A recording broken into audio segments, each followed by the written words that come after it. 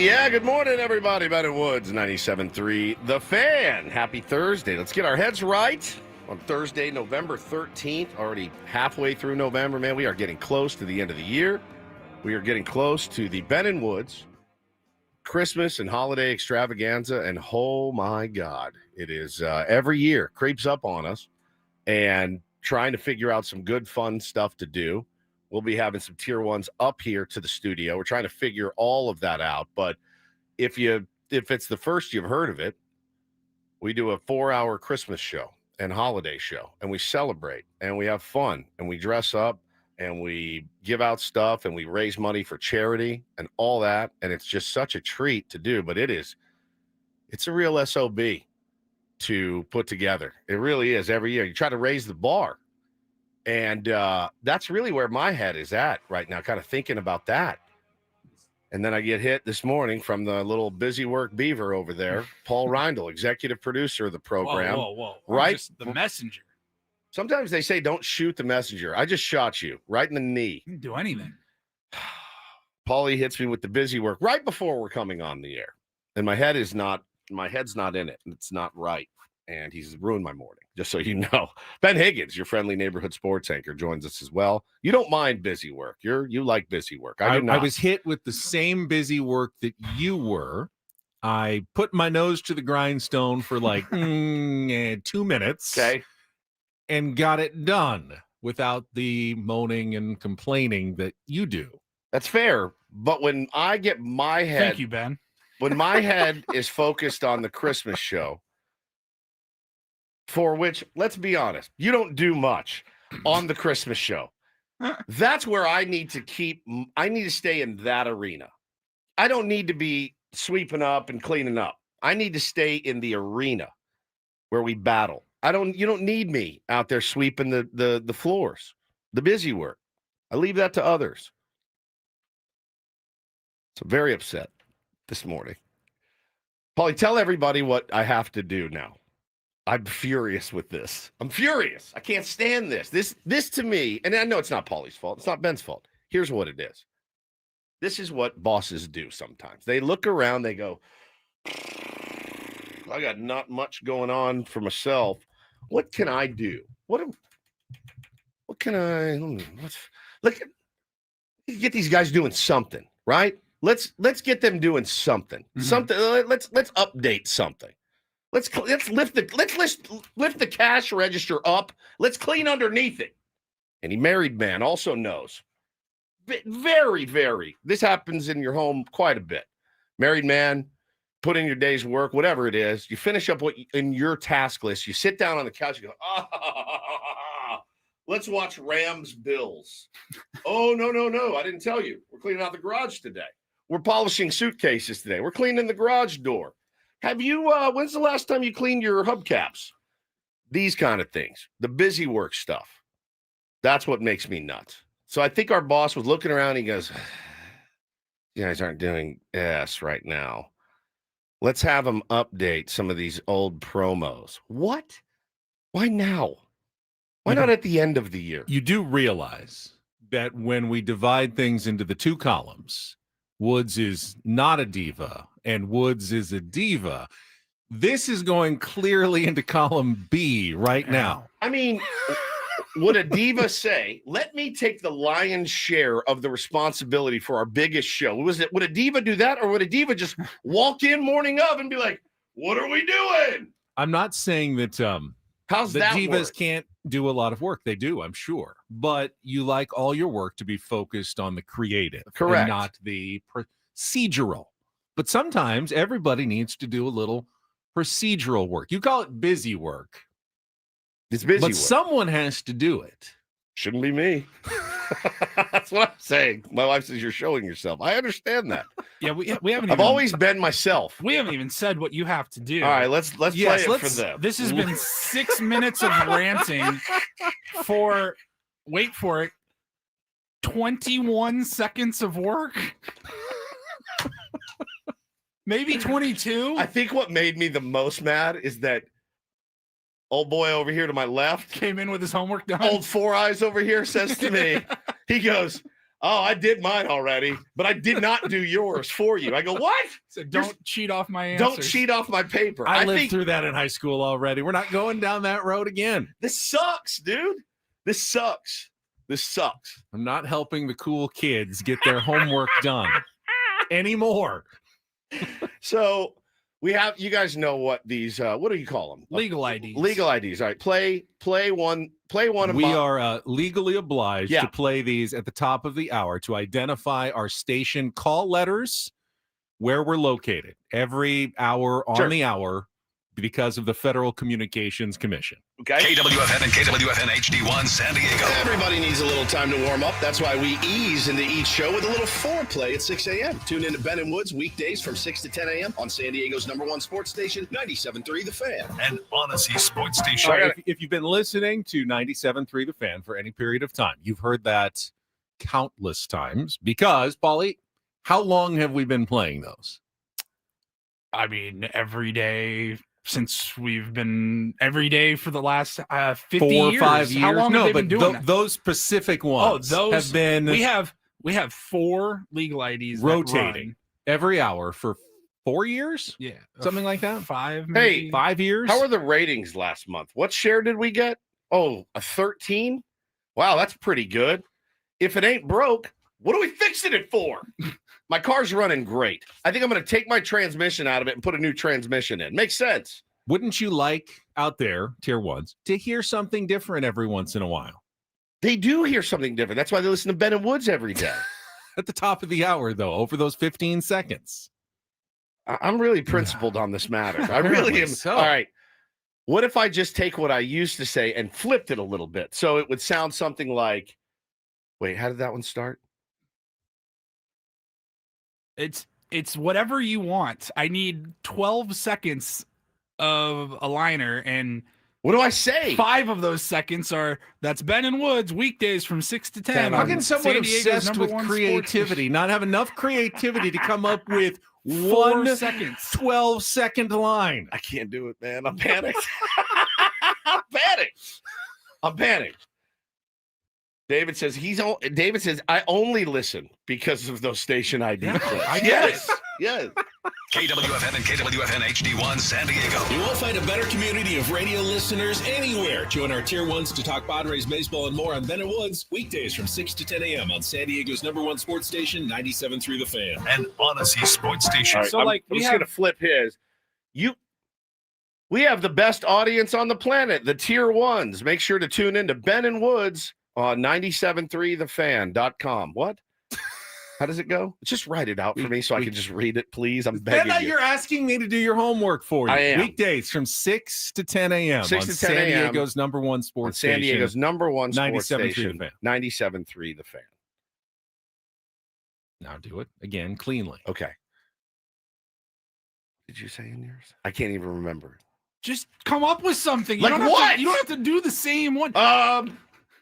Just because we're saying freshen it up, that doesn't mean literally say the same thing. Like, there's probably 30 of those spots that run. They rotate throughout the day. There's some of them have Padres players. Some of them have Gwynn and Chris. I'm pretty good on my feet. I can't think of anything. I literally can't think Like- of one. You each are responsible for 2 out of the 40, 50 of them that run. I need 2 each. How about this one? Yes, I will make it spooky, Dominic. Ooh. I have no idea what to say. None whatsoever. May I? Yeah. Here we go. Ready, Polly? 3, 2, 1. As Padres fans, sometimes you just have to laugh. We talk plenty of Padres and deliver a few laughs too on Ben and Woods. Join us weekday mornings from 6 to 10 a.m. on San Diego's #1 sports station, 97.3 The Fan. Is it that hard? No. You can't look. That was perfect. 12 seconds exactly. I got nothing. Man. That will absolutely work. He's got his. That's one of his done. The master at work, KG says, yeah. I mean, I'm lost. This is like creatively, I'm spent. May I? Sure. Polly, 3, 2, 1. We try not to let things get too serious in the morning, except when we're talking about the Padres. Wake up with Ben and Woods, weekdays from 6 to 10 a.m. on San Diego's #1 sports station, 97.3 The Fan. Ben's kicking your butt. Yeah. Crank some hog with us on 97.3 The Fan. I hate these, man. I hate them. You have no idea. And Paulie hits me with it right before I have to go on the air. Squirrely says, have Nathan do your spot, Woodsy. Well, we've got some bad news. Nathan is no longer with the company. I didn't hear this news. Yeah, he left. Oh, he's out. Maybe driving from Murrieta every day was not conducive to a good lifestyle. But I don't know if he got another gig. Look, we had our chances here. We could have hired him. You can ask AI to write this for you. You could ask the tier ones in the chat. Come up with a 12-second script for Woods to read. A real one. A real one. Riverside, he will read it. You can be proud every time at the top of the hour you hear your work live here on 97.3 The Fan. So, all right. We have the best audience on the planet, the tier ones. Make sure to tune in to Ben and Woods on 97.3thefan.com. What? How does it go? Crank some hog with us on 97.3 The Fan. Just write it out for me so I can just read it. KWFN and KWFN HD1 San Diego. I'm begging you to let that one through. I'm begging you. I'm absolutely begging you. Yeah. Mike Schultz was basic because we handed him a piece of paper and all he had to do was go, hi, you're listening to Padres radio. Nobody's handing me a sheet of paper. You wanted Mike focused on winning games. Craig Stammen's probably already done his. Adam probably gave him a line and he's already done it. Sure he did. Give me a line and I'll read it verbatim. I will read it verbatim. I hate this thing, man. I hate busy work. I hate it. I hate it. I hate it. I hate it. I hate it. I hate it. I don't know where to go from here. I'm very upset. As lost as it can be. When I tell you guys that my brain just shorts out when it's time to come up with one of these, I'm telling you, I'm like, I can come up with so much stuff. But when it comes to this is when I just panic. I get flummoxed. Purple says he already heard Craig Stammen's on the air yesterday. This is Craig Stammen. Yeah, they hand him a piece of laminated paper. Cole says, I feel like busy work would have to be something that keeps you busy, not a 12-second task. Cole, again, if I didn't have to come up with it, it would be a 12. I could do this thing, and I'm a one-take Jake, dude. If you hand me the thing, I'll read it, and I'll crush it. But the fact that I got to now go home and pour over my brain and sit there and go, sometimes we like to avoid actually thinking. We like to have fun in the mornings, and that's okay. Trust us. You won't hear beat writer interviews here. Also, we don't take phone calls because we hate them. Listen to Ben and Woods on 97.3thefan.sd.com. I don't know why I continue to say the website either, but we don't do the website. Yep. So I just need Ben, if you could just write those out. At least they nailed it. KWFN and KWFN HD1 San Diego. We have the best audience on the planet, the tier ones. Make sure to tune in to Ben and Woods on 97.3thefan.com. Crank some hog with us on 97.3 The Fan. Just write it out for me so I can just read it. And Odyssey Sports Station. I love it. Not bad. It's pretty good. Pretty good. I just also feel like it's one of those things where it's like, hey, man, we got all this stuff going on, and I just feel like it's that thing what the boss does. You guys know what it's like when the boss is like, hey, can you guys refresh the promo? Like, let's keep our eye on the prize. The prize is good content. I don't think once every 4 years is that. I think those work so well. If I could understand if our ratings were slipping, they're not. If it ain't broke, why are you messing with it? Why are you messing with the machine? The machine is cranking right now. Well, 97.3, the machine was not cranking. That's why we're here, actually. I think Elisa nails it. She says it's like having to record an outgoing voicemail message for work when you go on vacation, but right? You have to do it. I know. Someone else isn't going to do it for you. Okay, here we go. Here's a good one. All right. Ready, Pauline? Come join the Tier 1s from 6 to 10 a.m. and listen to us talk Padres baseball and a smorgasbord of other topics on 97.3 The Fan. Need a little bit longer. You're going to have to say something like... other topics with Ben and Woods, 6 to 10 a.m. Oh, you already said that one. Yeah. Weekdays, San Diego's #1 Switch to station. 6 to 10 at the end, and you'll be fine. All right, here's a good one.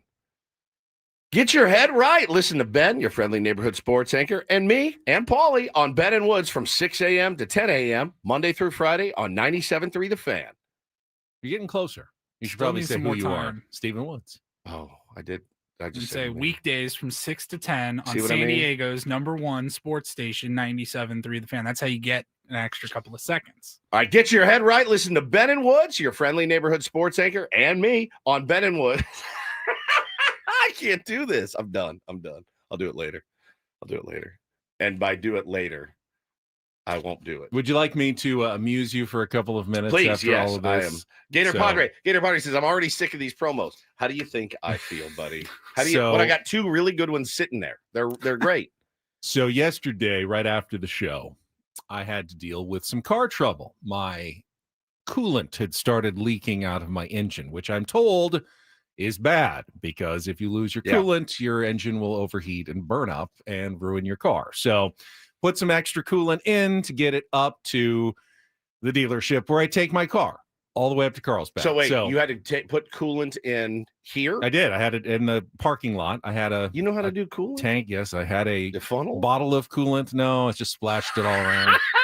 No funnel, but I got it in there. Yeah, just trying to steady hand it. I steady handed it. I put some coolant in, and instead of driving, the 10 minutes down to Channel 10 like I usually do, I drove 45 minutes up to Carlsbad to drop off my car.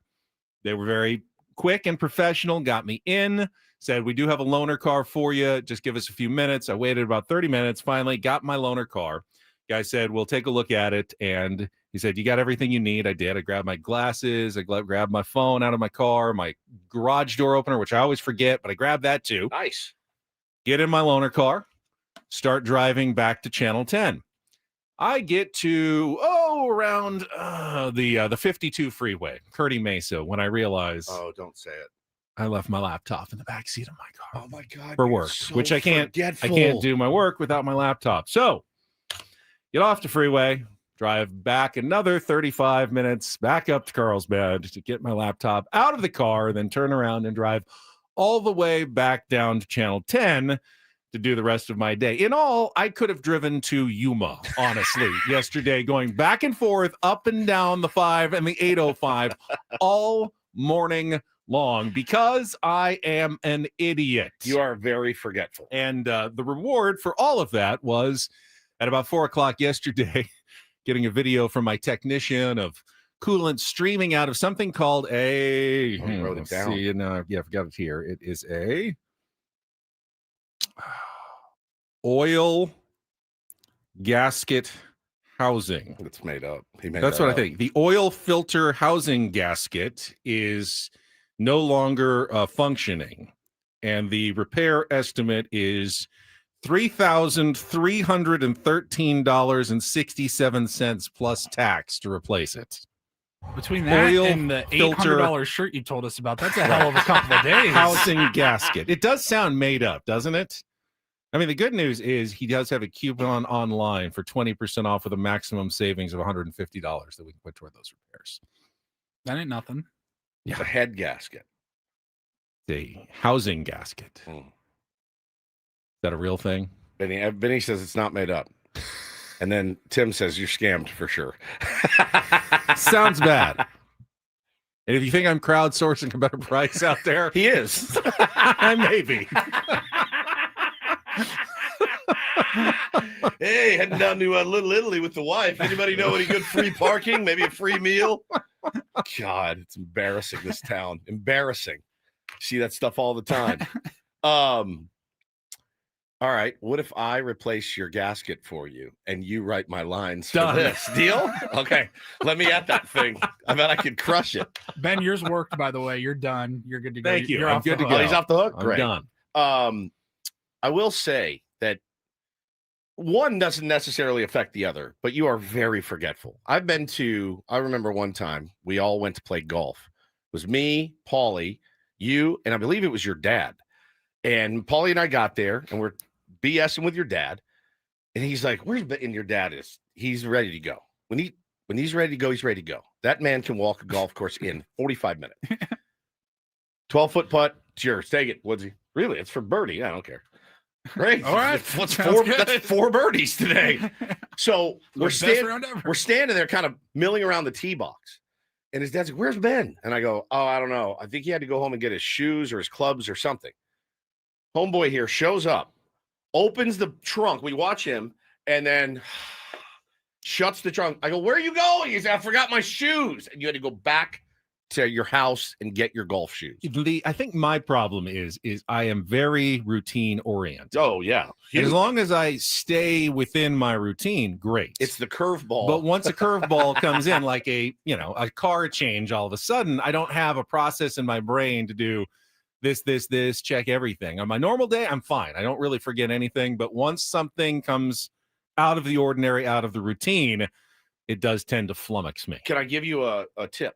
Sure. So on those days that you know that you're going to have something that's out of the ordinary, what I like to do, and it's getting harder the older I get. I used to be very strong with the old mental checklist, and I would sometimes actually verbalize it to say, I would drive in my car and be like, don't forget your baseball bag, dropping your car off for service, right? It's always that. Don't forget your work key thing. Don't forget your wallet. Don't forget your AirPods. Don't forget your water jug. All the things I have to have.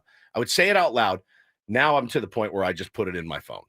Like if I know I've got this coming today, I'm going to drop my car off at noon. And I will set an alert or an alarm and I will say, get this, because I'm old now. But you have to think of everything. I did that on the way, thinking, okay, and then garage door opener. I went through my checklist of everything that I could see. If you wrote it down, though. I even took my golf clubs out of the back in case I was going to play like this weekend. I was smart about everything. But the last thing I did, just as I left work, I just threw my backpack in the back like I always do. Instead of putting it in the front seat. I did not think about that as I got in to the car going, oh, I forgot I just put that in at the last minute. My wife actually says the blind leading the blind. Yeah. She's not wrong here. She's actually not wrong. I do forget things. I do, but the mental checklist is something that's important. Just type it right into your phone. Oh, I was like, what is that? Is that a new sound that we're getting? So 30, how much? $3,000? That's what they've quoted. I have yet to authorize repairs. I could always pull it out and go somewhere else. That's the worst bit of all time. Who's ever done that? I don't know. Does anyone ever do that once it's in the shop? Does anyone say, no, you know what? Sounds good. I do know how to put more coolant in. I can get it somewhere else. Leaky and all. You could just put more coolant in every day. That's true. The coolant's fairly cheap. It is. You get a $15 jug of coolant, and just every time I hop in the car.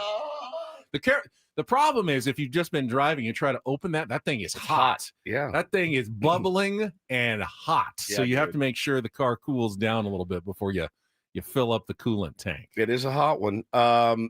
You shouldn't have grabbed your golf clubs because you will not be playing any golf. It is about to dump rain Apparently on San Diego, like 2 inches in the next 5, 6, 7 days or something. So we'll strap in for that. We'll set the menu Everyone for the wants to know program. what car I drive. It is a 2019 BMW X3. Whoa, Jeez. With 110,000 miles on it.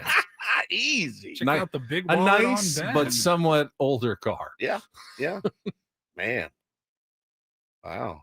I have the same problem with my BMW, Paulie. How about you? My Porsche. Oh, yeah. I mean, the quote that I got last week. Are you a high roller if you have a car with over 100,000 miles on it? I don't know how, no matter how nice the car is, if it's got over 100,000 miles on it, you're not necessarily a baller. A baller. Yeah. Well, you're about to be because you're probably going to have to buy a new car. Apparently. So, yeah. Sorry about that. Shall we move on with our day? All right, Let's. let's wrap things up. We will check traffic. We'll come back. We'll set the menu for the Throwback Thursday edition of Ben and Woods. We'll tell you, got one of our good ones. Got our favorite guest, one of our favorite guests coming on the program today. We'll let you know all about it coming up next with Ben and Woods on San Diego's #1 sports station, 97.3. The Fan. However, first, if I wanted to leave said 2019 BMW X3 to one of my children and make it their problem in the future, I could do so by going to trustandwill.com, setting up a simple will, and leaving some possessions that I'd like to bequeath to others.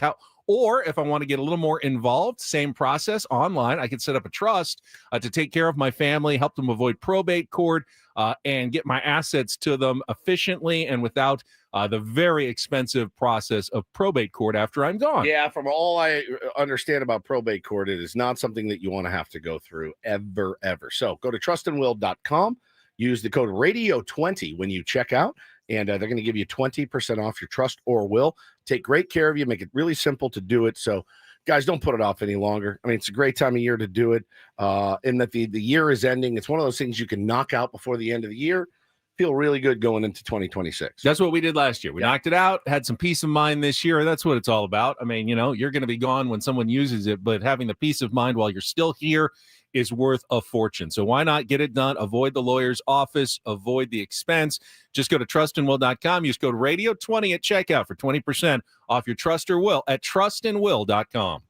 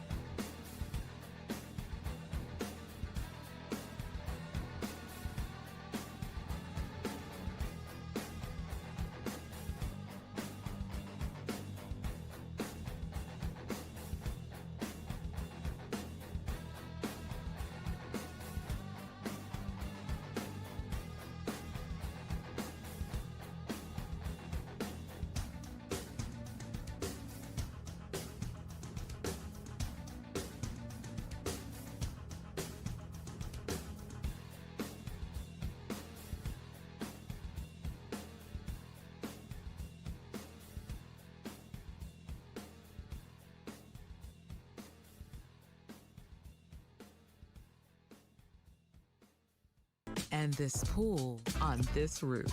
This is all for you. The all-new Hamul Casino Resort, now open.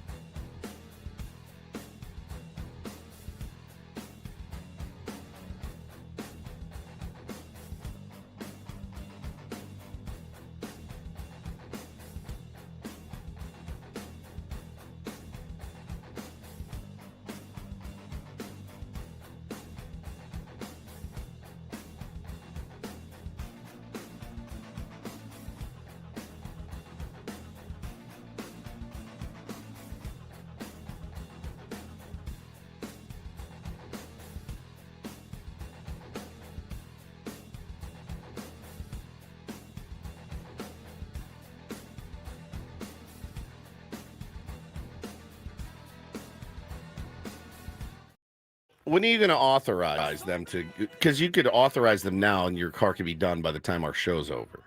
But you're going to? Are you really? Well, out I don't there? think they're open yet, but I bet service is open in 20, probably talk to 20 the minutes. talk to the guy as soon as the show's over at 10 o'clock. You're going to talk to him? The nice thing is I do have a loaner, a complimentary loaner, which is nice. I'm gonna ream that thing out. I'll tell you that right now. Do you have a place that you bring your car, or do you bring it to the dealership? I have both. Service? I have a local mechanic that I do some of the work at, and then I also take the car to the dealership for diagnostics and some of the simple work. It's actually fairly.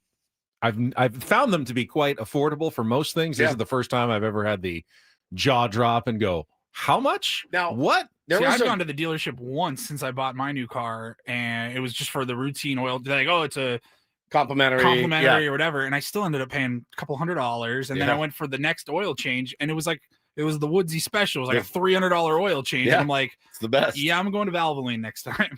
I will say they talked me into. Well, they didn't even talk me into it, and maybe I'm gullible, but I did the unlimited oil change thing a couple of years ago because I drive a lot. Yeah, you do, and I do maintain my car because I like it to last a long time. So I take it in quite often for oil changes on the house just to keep it going, and I don't have to pay for them there because I did the buy it for $300 now, and we'll just keep changing the oil. And it's like, okay, that's like an $80 thing every single time. So I've already really, I think you're in the plus for the number of oil changes I've gotten from it. So I do go there for that, and then they'll check some of the other things while they're there. Simple, and I've never really had a problem with it. Now, the coolant thing, though. Now, your son had the exact same thing happen to his different car. It wasn't a rat that chewed through the. No, I don't think a rat chewed through my oil housing gasket. Are you sure? Pretty sure. Are you infested with rats? Is what I want That's to possible. know. It is rodent season, I believe, in the fall in San Diego. All right. It's called my pest control company first. I guess, see what's going on. Have him take a look under the hood. See what's going on. All right, here's what we've got coming up on the program today. We will start with some Padres talk, including some somewhat breaking news last night from Kevin Acee in the Union Tribune.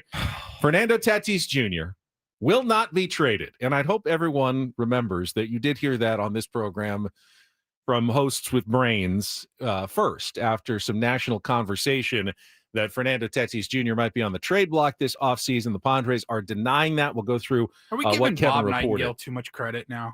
Like, no, we do this every year. He's definitely wrong, apparently, and we will discuss why he is wrong and what the Padres are saying, at least anonymously, to Kevin Acee at the general manager's meetings coming up here. 7 o'clock, let's get to some Throwback Thursday clips early. Paulie's very excited. I am kind of dreading it, not my favorites. From some past funny moments on Ben and Woods on a Throwback Thursday. But we'll do that in our 7 o'clock hour. Scott Boras surprised us with a little early punnage in the offseason at the GM meetings. I thought he usually waits until the winter meetings with a bigger audience. I thought so in too. December, but he jumped right into it yesterday. Well, sometimes when you have a really good bit, you don't want to wait. You want to get that bit out there, and sometimes it's the right decision. Sometimes it's not. Now, here's the problem. When they go to the winter meetings, nobody wants to hear these. We've already heard them. He talked about his biggest guys as well. He talked about the big dogs that he's got. Pete Alonso. Yeah, Pete Alonso, Tarek Skubal, Dylan Cease, all the big dollar items. He's already burned through all of his puns. And we'll have those for you. He does that. Yeah, we know he does it every offseason. He usually waits to the winter meetings, but he can't say the phrase that I want to. You know what I'm saying. He arrived a little bit early on this one and laid it all premature out. Punaculation. Premature. Yes. Hey, it happens. Punaculation. It does. It happens to a lot of guys. Not me, but it happens to other guys. Coming up at 8:35, one of our favorite guests. We'll talk some baseball offseason with us. Chris Rose from the Chris Rose rotation. I don't think he does various media outlets. I always have to ask him exactly what are your jobs right now, because he's the modern media man who works for multiple entities and for himself as well. And you always have to keep up with what Chris Rose is doing. He's so good. Always so good. And remember, too, he is a massive Cleveland Guardians fan. And I wanted to get his take on everything that's going on with Emmanuel Clase, Luis Ortiz, all of that. And I know he'll have a lot to say about that. But yeah, I saw him the other day on NFL Network, just crushing. NFL highlights. He's so good. Get his thoughts on Craig Stammen hiring as well with the Padres. Remember, Stephen Vogt, very freshly minted former player, takes over as manager of the Guardians, wins back-to-back Manager of the Year awards in the American League. So a little precedent there. Obviously he wasn't a relief pitcher, but there certainly is a success story based on a former player with no coaching or managerial experience jumping right into it. Baseball Today. Baseball Today is what he's doing right now? Is what it's called with Trevor Still with Plouffe. John Boy, though, right? Yeah, still with John Boy. And then in March of 25, he began hosting a new show titled Dugout Discussions with Chris Rose. So he does those. He works for John Boy and works with Trevor Plouffe on Baseball Today. We'll also have our regular features, including Don't Do This, Take on Woods, chance to qualify for the trip to Las Vegas. Oh, no, wait, it's real or fake because it's Throwback Thursday. That's right. Still a chance to qualify for the trip to Las Vegas. Biggest fan contest at 9 o'clock, Ridle Report, and we've got some tickets to give away to Saturday's big SDSU Boise State first place showdown at Snapdragon Stadium. So busy Thursday. We will start with the Padres news from the winter or the GM meetings coming up right after a check of traffic here on 97.3 The Fan. From the 855 Get Ross Traffic Center, protecting San Diego after accidents or injury, here's Kelly Danick. This traffic report is served up by Manny Sedano Ford and their Black Friday savings all month long. Crash clearing on northbound 805 right before the 15. It's over the right shoulder. Further north in the 805 University off-ramp, got a stalled vehicle blocking the right lane of that ramp. Also stall reported eastbound 8 Mission Gorge. It's over to the right shoulder. South 5 coastlines past the 78. Stalled truck pulling a trailer. It's over to the right shoulder. Black Friday savings are here all month long at Manny Sedano Ford. Drive away in a tough new 2025 Ford F-150 for just $395 a month, or hit the trails in a 2025 Ford Bronco Big Bend for only $275 per month. Visit SedanoFord.com for details. I'm Kelly Danick with Ben & Woods, San Diego's #1 sports station, 97.3 The Fan. It was Bob Nightingale in USA Today who kind of started this whole thing when he, off-season content, trying to just put together a list of players, who could be trade targets in the offseason. And by including Fernando Tatis Jr. on the list, I believe things started to spin a little bit out of control. Because every year, though. Once someone in the national media, quote unquote, reports it, and I don't even know that Bob ever had a source saying, I don't think he did. He was just looking at, his own baseball knowledge. You go, Padres, they're smaller market. That's the one contract they could move. They probably would like to save some money. Let's put Fernando Tatis Jr. on my list. But once he reports it, then you've got bloggers who write about it, and it starts just growing, just continuing to build upon itself until it feels like it's a story. Yeah. Like the Padres are actively shopping Fernando Tatis Jr. when no one actually ever said that or asked them about it, but then it's now a thing. And once it's a thing, the team kind of needs to respond to it. And that's what happened last night. Why? And Darren Smith made this point too. Why not put your name on it? Why not? No, John Seidler says, absolutely not. Eric Rupner, AJ Preller. Why doesn't it was anonymous. Like it was in Kevin Acey's piece. Why not? Like, why wouldn't you? If I'm AJ Preller, ask me. Hey, Woodsy Preller. Hey, Woodsy Preller. Hey. Are you planning on trading Fernando Tatis Jr. this offseason as Bob Nightingale intimated? No. There you go. Why not? Why not? My answer to that would be, then you're just spending all day, all night, all offseason responding to every. You just answered it. No, but what about the next one? Oh, what next one? Whatever trade rumor that pops up. No. You just kind of have a policy of not generally responding to these. No. But sometimes the answer is maybe. And then that just spins everything else out. In this case, though, the answer is no. I know Darren talked to Dennis Lynn yesterday, and Dennis Lynn said, I really wouldn't worry about it this offseason, but who's to say down the road? Now, he's got a full no trade clause until, I believe it's after the 2028 season or at the beginning of the 2028 season, he can then have his list. You know how they have the list of the teams he will or won't play? I don't know if it's will or won't. You can list up to 10 teams that you cannot be traded to. So he has that in 2028. Yeah, man, there's going to be a time where maybe this team explores it. I don't think it's in this window of, man, we just heard all of them say we just made the playoffs again, second year in a row. We're going to try to make the playoffs again and win a World Series. It just doesn't make any sense. It never did. We don't know what external factors may be impacting the Padres in the future. I'm never going to say that they will never trade Fernando Tatis Jr. That would be foolish. Yeah. But for this offseason, knowing where the franchise is, what their current goals are, the fact they're trying to put a competitive team on the field, which they have been doing the last few years, and they still have star players in their prime. It never made any sense for them to even entertain it, and that's what, Kevin Acee reported. Quote, "We're not trading Tatis," one Padres source said emphatically on Wednesday. Also, multiple team sources said over the past 2 days, the idea of moving their all-star right fielder was not even discussed internally or with other teams this offseason. Perfect. Move on, Bob. Thanks for that. Fun. It's always the best, too. It actually is.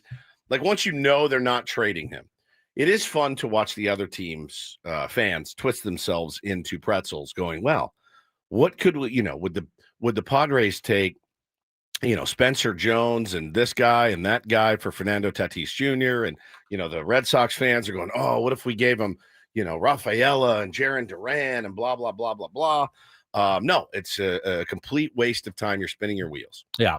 David J points it out that carries him to when he's got 10-5 rights, 10-5. which automatically means confer no trade rights. So he's going to be around as long as he wants to be around. As long as he wants to be. Now, we've seen players with no trade clauses get talked into being traded at some point. It just doesn't make a lot of sense sometimes for a guy to remain if he doesn't like the direction a franchise is heading for the future, would look for greener pastures, a fresh start somewhere else. It does happen that players waive their no trade clauses. Sure, absolutely.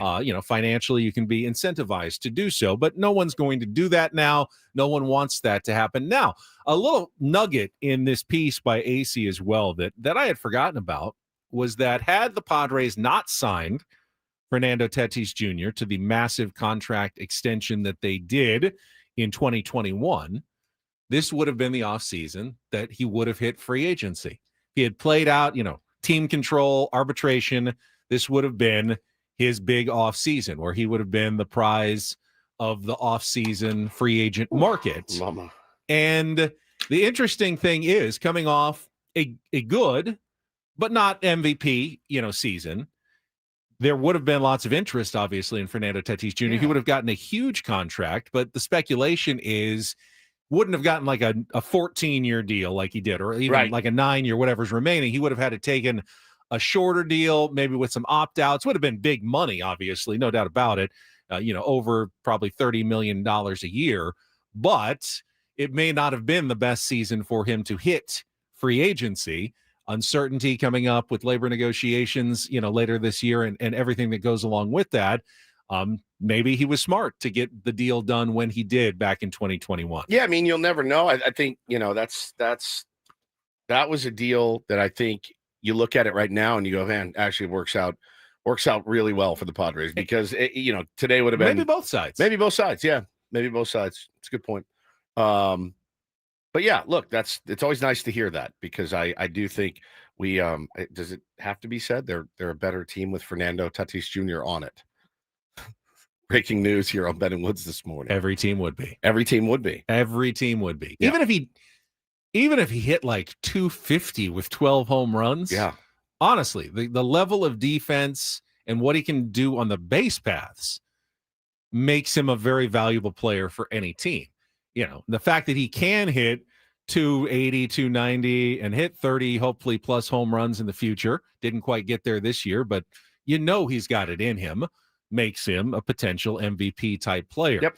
Acee went on at the end to say that in the course of their dealing this winter, the Padres may well trade one of a core player. And he brings up Jake Cronenworth and Gavin Sheets as intriguing options for clubs based on club control and affordability. Gavin Sheets was a name I brought up early in the offseason as a potential trade chip the Padres could use. Sell high? We don't know if it's selling high or not. Feels like it. You're selling at value. There is value now with what Gavin Sheets did, with his control, with his affordability that makes him an attractive trade piece, especially for smaller market teams that are looking for affordable power. It's not a lot of affordable power out on the market. He is someone that you can dream on, at least, is going, hey, we can pick him up. We don't have to pay him a ton. We play him every day. He could hit us 20 to 30 home runs and do it cheaply. There are teams out there like the Kansas City Royals that would go, that's exactly what we're looking for. Don't we need 20 to 30 home runs? We do, but we also need pitching, and we need it pretty badly. And if there is a way to address a pitching need, which could be more expensive than, finding the next Gavin Sheets, then you may have to explore that in this offseason. But there are teams willing to deal with. You have him for cheap. If you believe Gavin Sheets that this was just a taste and that next season can be better, he's going to be even better, he's going to hit 30 home runs, you don't trade him. If you think you know what? We squeezed a lot out of Gavin Sheets this year. I don't know if he's going to be able to duplicate that next year. Let's trade now and see what we can get and see if we can find the next Gavin Sheets and move on. Then you have to decide. That's what being a general manager is all about, evaluating your own players against the possibility of other players you might be able to acquire and making it all fit together on a 26-man roster. Yeah, it doesn't make a ton of sense for me. I mean, I would be fine absolutely with what you got Gavin Sheets for, rolling him back out there to hit, perfect bench bat, as Joe says, bat that can start 3 or 4 days a week, hits you some home runs, had a really good season for you, a nice bounce back and something to build on. Yeah, he doesn't cost you anything at all. I mean, he really just doesn't cost you anything. His contract is dirt cheap. So you can get 20 home runs out of Gavin Sheets with what you're paying him. Done. No reason to trade him other than you need to bolster your rotation. So look, you're not going to be able to trade a bunch of scraps for a front line, even a 3 or 4, a 5 starting pitcher. You're going to have to spend money in free agency. You're going to have to get super creative like you did with Nick Pivetta last year, who, by the way, got some Cy Young votes last night, I saw, which is awesome. But, yeah, man, you have decent pieces right now, And I think Gavin Sheets is one of those pieces. And, trading Jake Cronenworth, okay, had a pretty good year for you last year. Can play multiple positions. He only makes $11 million a year. Doesn't break the bank. But if you find somebody that's willing to give up a lot for Jake Cronenworth, sure, you got to look at it. Well, we saw the report yesterday from Robert Murray that the Padres are interested in bringing back Luis Arraez as well. It's that same trio of guys who sort of play the same positions. Right. In Sheets, Arraez, Cronenworth. First, second, DH first. You can't necessarily make that work. You have other needs to fill. 2 of those 3 players can be on your team, definitely. All 3 of them, once again, you have a bit of a logjam, and you're not addressing other needs.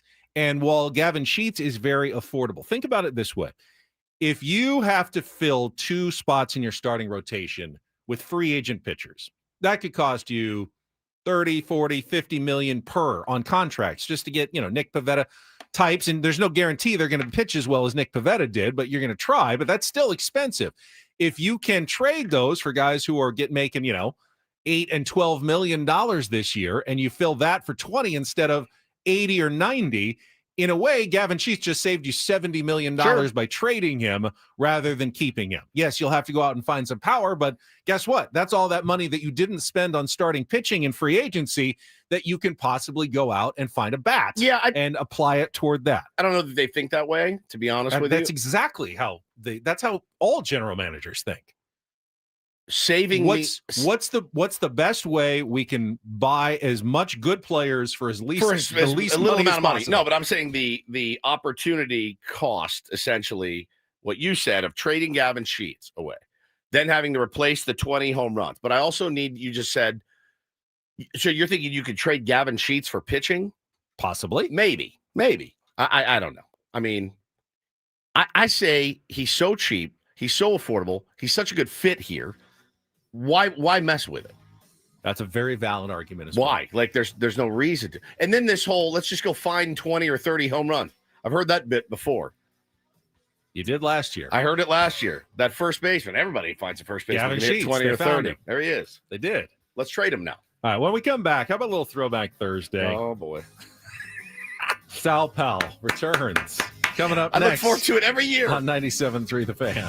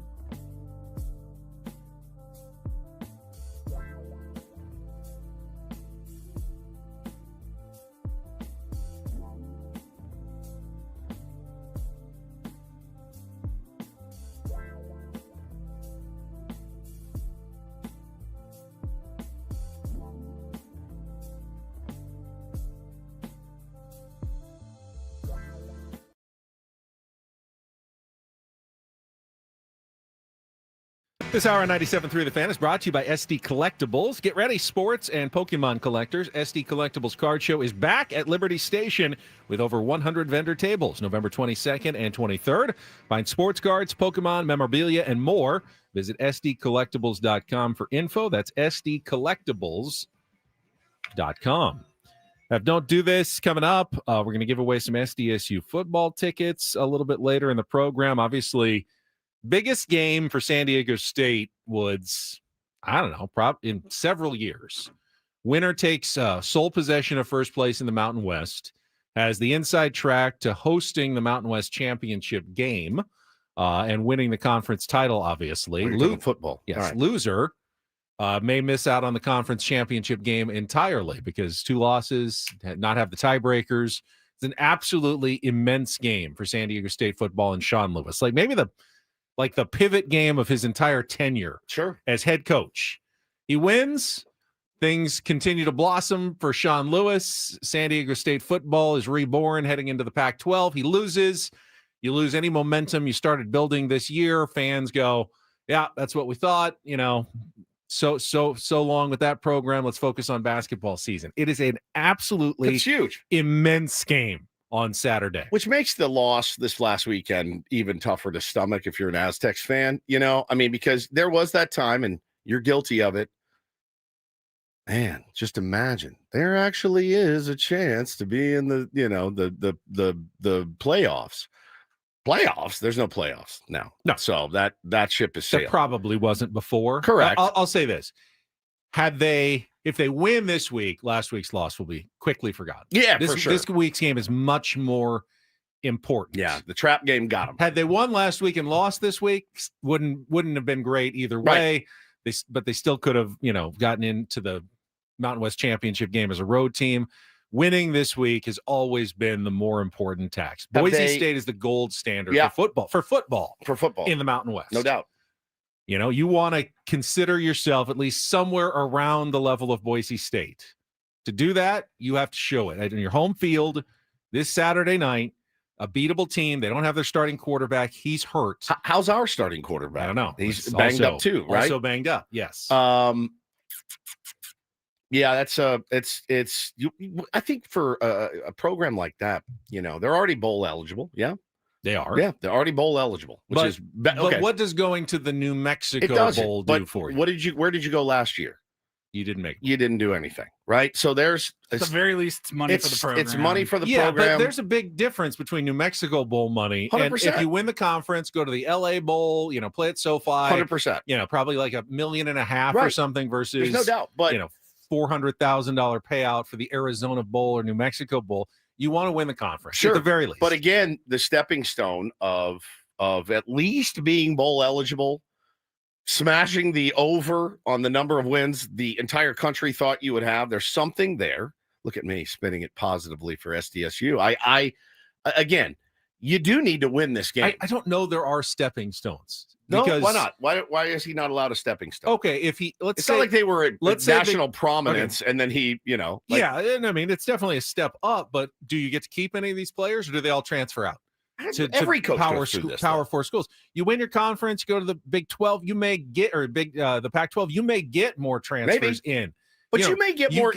You may get more transfers because they like Sean Lewis. They want to play for Sean Lewis. You may get guys because of your head coach. Now, you may lose guys, Ben, because that new Pac-12 is not going to be anything to write home about either. It's Mountain West Junior, essentially. That being said, you can't worry about that right now. Beating Boise State, people aren't going to go, I got to go there now. And they're going to the Pac-12. Oh, I definitely have to go there. It's all cyclical. And I do think we're so quick to, when there's a new coach hire, we're so quick to be like, hey, man, I know we have been absolutely dog-ass before, but you need to get us to national prominence, and you need to do it in 6 months. Now, some of the guys in college football get paid an exorbitant amount of money. Sean Lewis does not. He is not paid like a Brian Kelly or a James Franklin. That's pressure. If the administration went to him and said, hey, man, we believe in you. You want to be here. Let's build this thing. Then they're in a good spot. not as good as it could have been by beating Hawaii last week, but they're still in a they're in a good spot right now, a much better spot. It has raised some eyebrows in this town the last 6 weeks, which is a hell of a lot more than you could say about them last year, right? They were a lost cause last year. If you want the momentum to keep heading in the right direction, you win this week. Sure, 100%. You don't, I'm rooting for them. You man. I don't hope destroy everything if you lose, No, but it's no. definitely a step backwards again if you lose. For sure. I agree. All right, let's get to some Throwback Thursday clips. Paulie, why don't you introduce what you've pulled from the Ben Woods archives? Oh man, yeah, they both come at your expense, unfortunately. Oh, here, I'm Benny. sorry about that, Benny. I didn't pick these. Yeah, Paulie did. You actually picked them because you did this and I saved it. But we will go back to You did this. It sounds like a disappointment. You did this. You did this, not me. I didn't not do Woods. this. Actually, sounds like you're shoving your dog's nose in like the You mess. did this. You did this. This first one could actually kind of be a don't do this in It's for us. several different regards. We were What- talking with What were we thinking? I don't know. Was this forced upon us? Was it here? No, I think we still had Stockholm syndrome from the last station because we had come over here. This was November of 2019, so we had been here for 5-6 months at that point, but we were still. It had been beaten into us at the old station. You need 5 interviews a day. Yep. 4 of them need to be football. Yep. 1 of them has to be anything but baseball. Yep. And so we were still talking with our buddy. He was a good guy. He was a good not dude. his fault.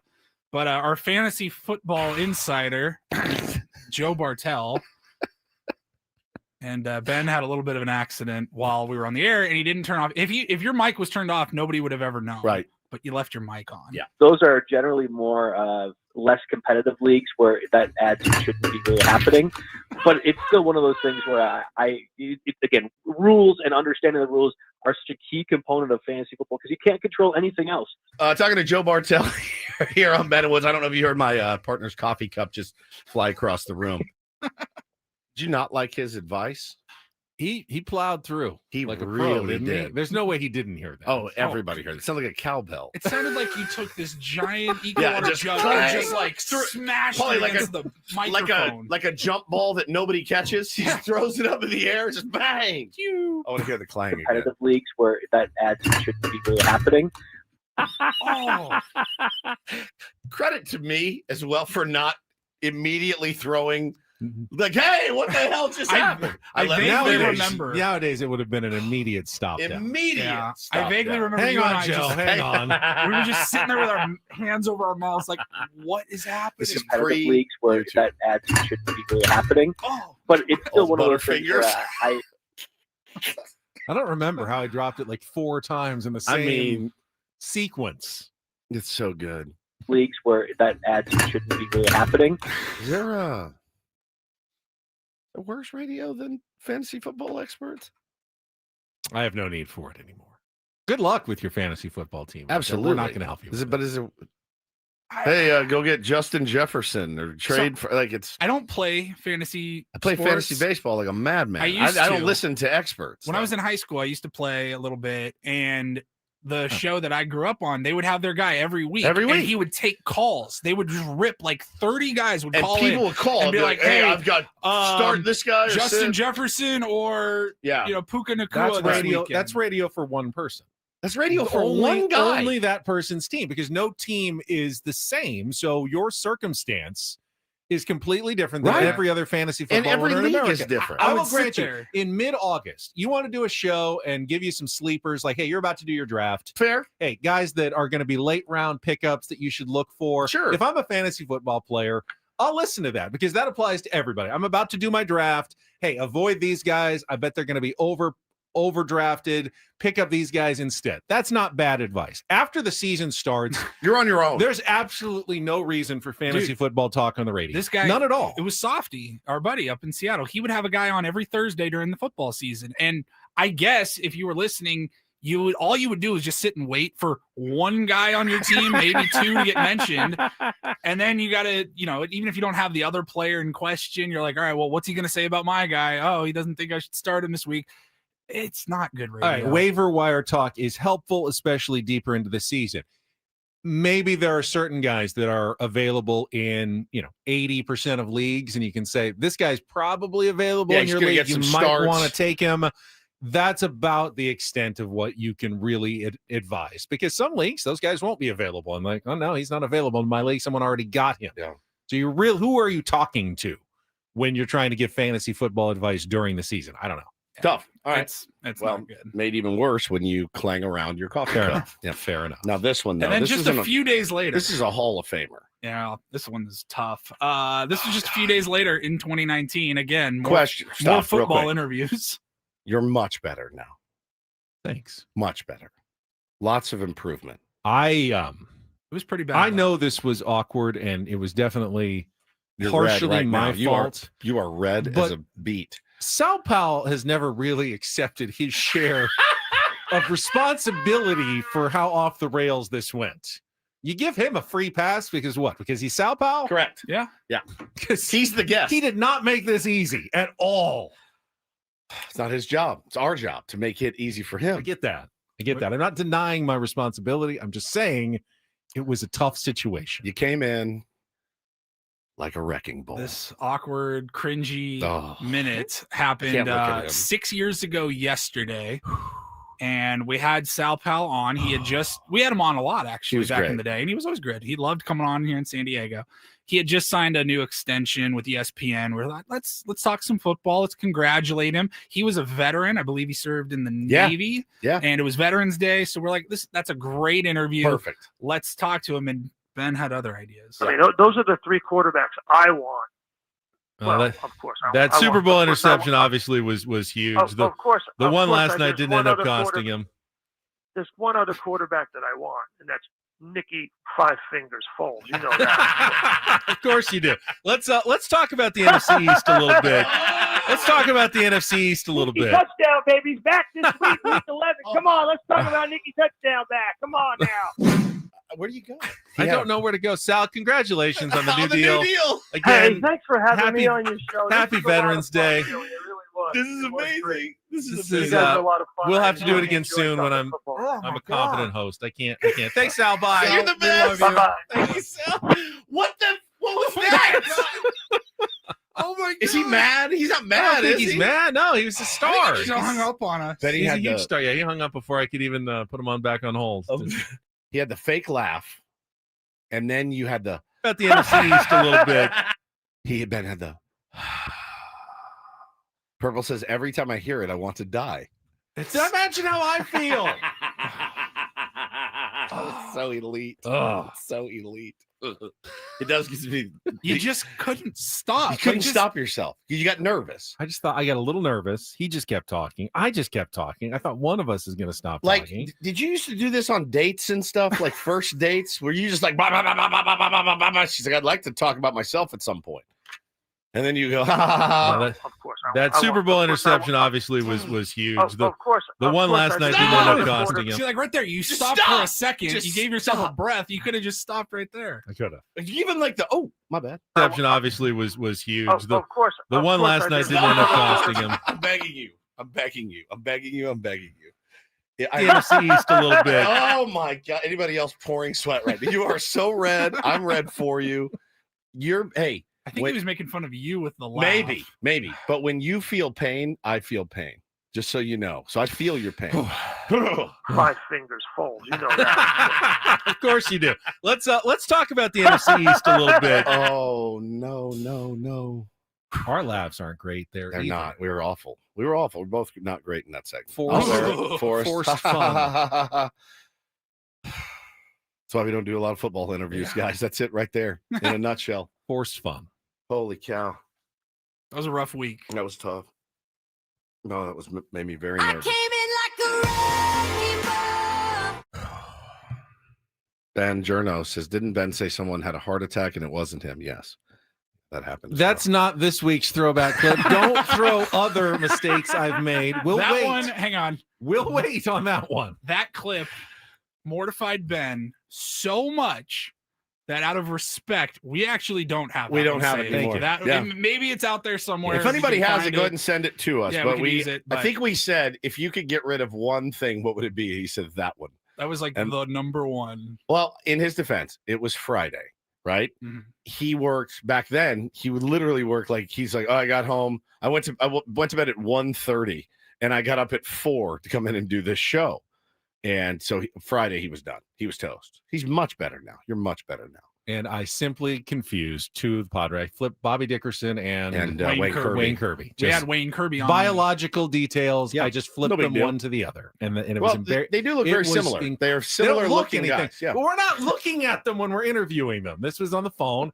I just flipped them in my head, and it was my bad. It was just one of my worst moments. Wayne, I hope you're doing well. Hope you're After your heart recovering. attack, That was I didn't Bobby. have a heart That attack. actually That wasn't was me. Bobby. That was Bobby. That was Bobby. Bobby Dickerson. Oh, and then how do you respond to that? Oh, yeah, I've done it. We've all done it. It sucks. Well, good for you then. Yeah.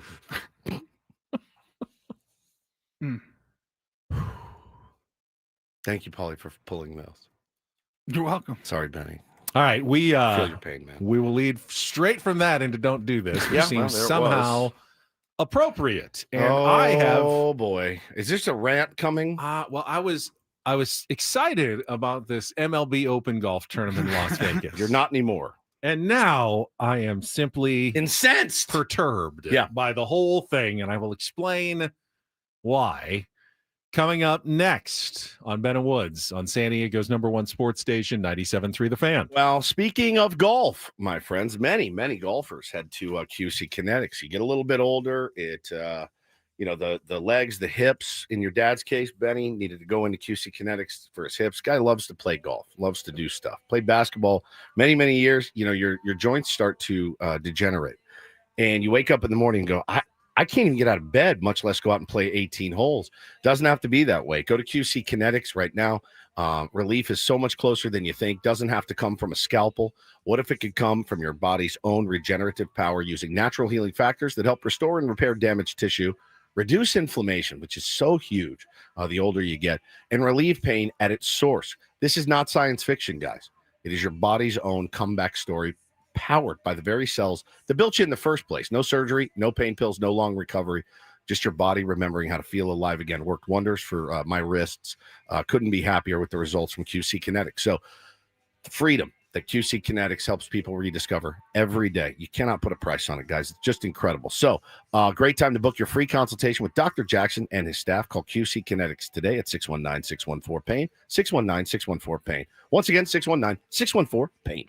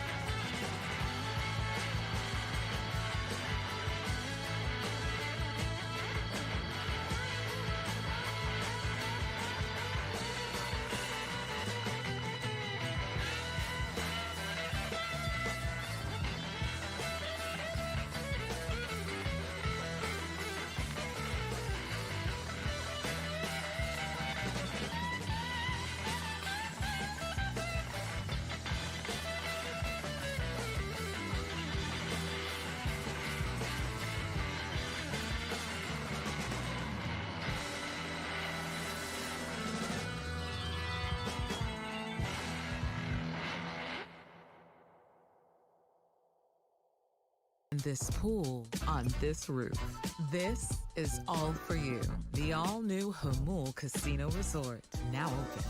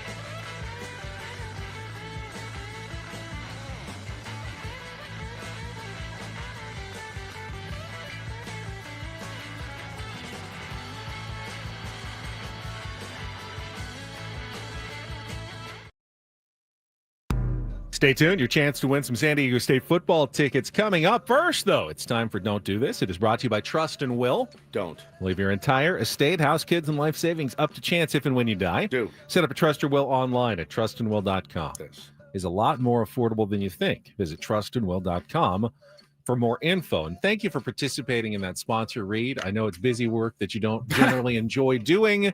Takes like 10 to 12 seconds. We do appreciate you going the extra mile to help us out. I look forward to you submitting your list of ideas for the Christmas and holiday extravaganza. I look forward to it every year. My list of ideas. I still want it. My list of ideas. I still want it.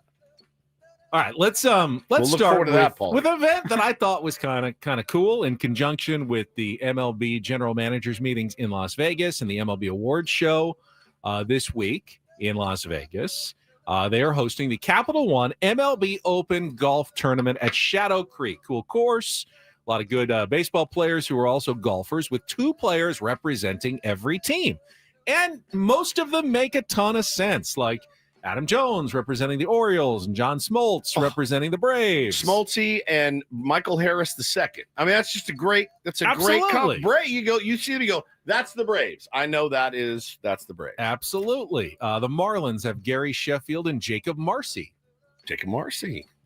And then you get down to see who is representing the San Diego Padres. And I just could not believe that they couldn't find 2 guys who are decent golfers who better represent the Padres organization than the 2 they chose. The first is Adrian Gonzalez, who clearly was a significant Padre in franchise history. But I think most fans now associate him with the LA Dodgers, and his post-career, he has not been a Padres ambassador of any sort. I believe he also associates himself with the Los Angeles agree. Dodgers. That's the sense that I have gotten. And then the other Padre, of course, is legendary Padres pitcher Jason Marquis, who I had to do the double taking. Go, wait, he was 2012 and 2013, combining a negative .5 WAR in his 2 partial seasons with the San Diego Padres, making a total of 35 very forgettable starts in franchise history. I mean, Phil Nevin's out there. He's playing with the Rangers. I thought Andy Padres, Bennis is out there. Andy Bennis is out there playing for the Cardinals. I would have loved Andy Bennis representing the Padres. But you had a good one in the thread yesterday. You said Mark Loretta. Where is Mark Loretta? Where is Mark Loretta? Where's Will Myers? Andy Ashby. I don't think Ash is much of a golfer. Not Andy Ashby. I'm so sorry. Steve Finley. Steve Finley. He's in the front office. Switch hitter, by the way, on the golf course. You know that? Yeah. No. Swings from the right and the left. He's incredible. I went to the course one day to hit balls, and there was Finley, and I knew him from fantasy camp. He had 2 bags. Honestly, I know he's probably pretty busy right now. Craig Stammen would be a great choice. Craig Stammen would have been elite. Probably not a great look. No, I agree, but I was gonna go to the meetings to meet all the guys, and I thought if I'm here, it's 2 rounds. Get 1 round of golf in. It's 2 rounds. That's it. I would have been more than happy with it. Get a chance for our new skipper to go out and represent. Adrian Gonzalez and Jason Marquet. Now I have no idea what kind of golfer either of them. I assume Marquis probably pretty good. Most pitchers he looks like are. one. Don't really know much about Adrian's golf background He's an or athlete. History, but he's got a nice, beautiful swing. They all do.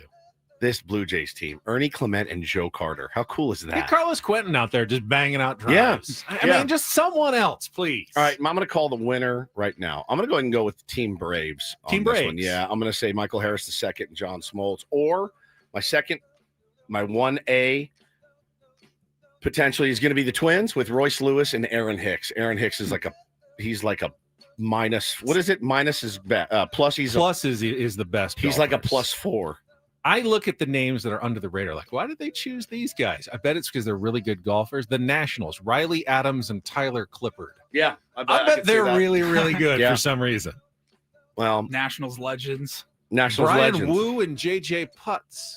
Is it Putz? Putz Or was it Poots? Putz? Was it Putz? Was it The JJ Mariners? Putz? I think it's JJ Putz. That's a tough one to grow up It with is, when you're a isn't it? kid. Unless you're a golfer. Or a baseball player. Yeah, Putz. Putz. Oh, I like it. JJ Yeah, Putz. Makes a lot of sense. Yeah, it's better than Adam Schenk, who is a Yep. PGA Tour golfer. What am I doing? This story we didn't get to yesterday. We meant to, but Brian Kelly, former head coach of the Louisiana State University Tigers, it's a great day to be a Tiger when you step away or were fired. No one really knows now. He wants his entire buyout, which I believe was $54 million. Now, the university is saying something to the effect of this. Ready? LSU's representatives had a call with Coach Kelly's representatives where LSU took the position that Coach Kelly had not been formally terminated and informed Coach Kelly's representatives that LSU believed grounds for termination for cause existed. Brian Kelly said, absolutely not. You're not firing me for cause. I want all of my money. For cause would mean he committed some sort of crime, did something unethical, Correct. stole money from the department. For cause is not losing football games is not cause. Yeah, It's a great night to be a Tiger. It is. It was. If I punch you in the face, I get fired for cause. Correct. If I'm just terrible at my job, I get fired. Right? Different. They don't want to pay him, which I think is pretty shady. Like you clearly don't want him to coach your university. You let him go to create some sort of, actually, it was for cause.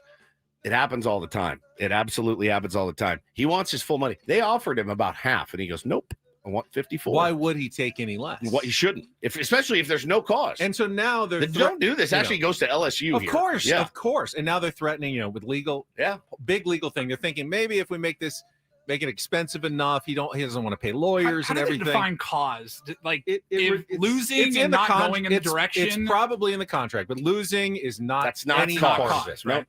The real crazy thing, though, is Because according you're to the losing. filings, apparently LSU's strategy is trying to say, "Oh, we didn't actually fire him.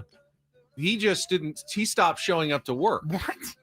It's like, really? You think anyone's going to believe that Brian Kelly just walked away? You didn't fire him. You just didn't want him to be the coach anymore. Forgot And we have practice he just on forgot. Monday. He just like, oh no, we didn't fire you. We just just replaced you as head coach, but you're still working for us. And now that you're not doing your job every single day, we can fire you for cause. You know, that's insane. That's kind of insane. I've got it happens all the time, man, where you like our buddy runs a deck company, and he posted he builds decks. He posted a screenshot from a customer the other day, and it incensed me so much that I was reading through this guy, and I'm like, buddy, you signed our guy to build you a deck. He did everything that you asked him to do, and now you're pitching a fit because you don't want to write the check at the end of the day. And there are people like that exist. There are universities like that. You made a bad decision. You made a bad agreement by offering a $54 million buyout. That's on you. And if you didn't want to do that, you then shouldn't maybe have put it in there. Hired Brian Kelly. How do I get? You didn't get him. You didn't get him. How do I get a contract like that? That's what I want to know.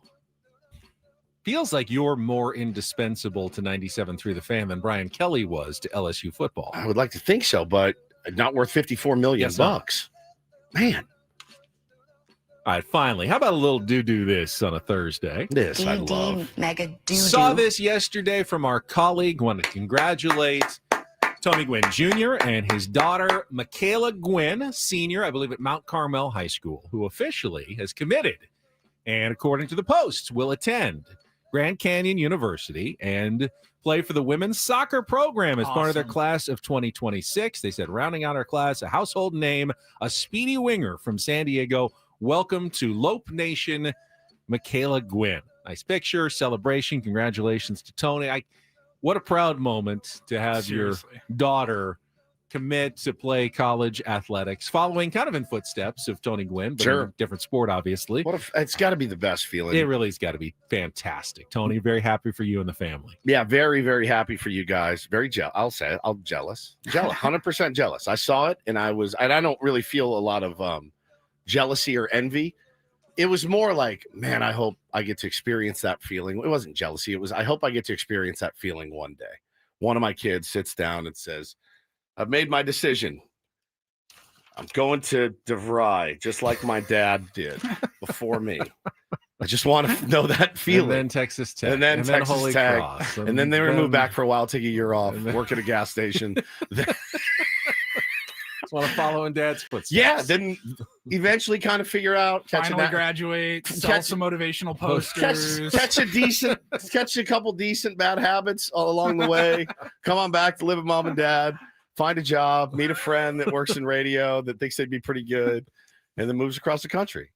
It wasn't even envy, really. It was not the feeling. I was like so happy for him, and I just put myself in his shoes. I'm like, because for him, he's like, yes, free college. Like he does not have to stroke the checks for college. That's elite, dude. So I was very happy for them, and I know I always see his Instagram stories of all these tournaments that she played, like grinding, like she's such a grinder, her grinding in the gym and stuff. Like she clearly earned this, man. This is really cool. And of course, because it's in Phoenix, maybe when Tony's over for spring training and stuff, he can go watch some playoff matches or whatever late in the season. So cool. Which is very cool. Yeah, it's excellent. Excellent. Congrats. That is family. Like, have any friends that signed like big D1 my friends were deadbeats, Paulie. Yeah, like I don't know what that felt like, man. That's gotta be so cool to work your whole life towards something and achieve it for her, for Tony, for the whole family. That's awesome, dude. Awesome. And that is Don't and Do This for a Thursday. That was Don't Do This with Ben and Woods on 97.3 The Fan. Don't forget to be listening at 9 o'clock this morning. We will announce another name in our biggest fan contest. Chance to qualify in our grand prize drawing for a night in the Odyssey Suite at a future Padres game with all of the fan staff. You can still register your name at 973thefan.sd.com/biggest fan in order to potentially have your name called 9 a.m., 1 p.m., 5:30 p.m. weekdays here on 97.3 The Fan. When we come back, let's go back to the winter meetings or the GM meetings where Scott Boras went a little early on the puns yesterday. We'll bring you a couple of the good ones or not so good ones from the super agent Scott Boras coming up next on San Diego's. I'm starting to enjoy him. You were even starting to contribute some in our I did in our text thread. Yeah. I want you to read one of them because I think you may have to take over for Ben Boras. You're pretty good. All right, thank you. Coming up next year on 97.3 The Fan. Gambling problem? Call 1-800-GAMBLER. GEGE 000-466. For a full list of games and rules, play at 7 Mile Casino. Visit 7milecasino.com. First, Woods and I want to get you ready for the weekend. You're trying to make some plans. It's going to be raining, pouring in San Diego, probably starting tomorrow. You need an indoor activity. May I suggest a trip down the 5 freeway to 7 Mile Casino? Play a little California-style blackjack, Texas Hold'em, poker, pie gow, or baccarat inside in San Diego's best, most comfortable card room. Yeah, get you a pork chop in you, too. They got delicious pork chop. This pork chop with Asian slaw. It's incredible. The Kung Pao chicken to die for. I've had their breakfast there as well. Never had their brunch there, but I've had their breakfast there when we were there for the Dodgers and Padres opener.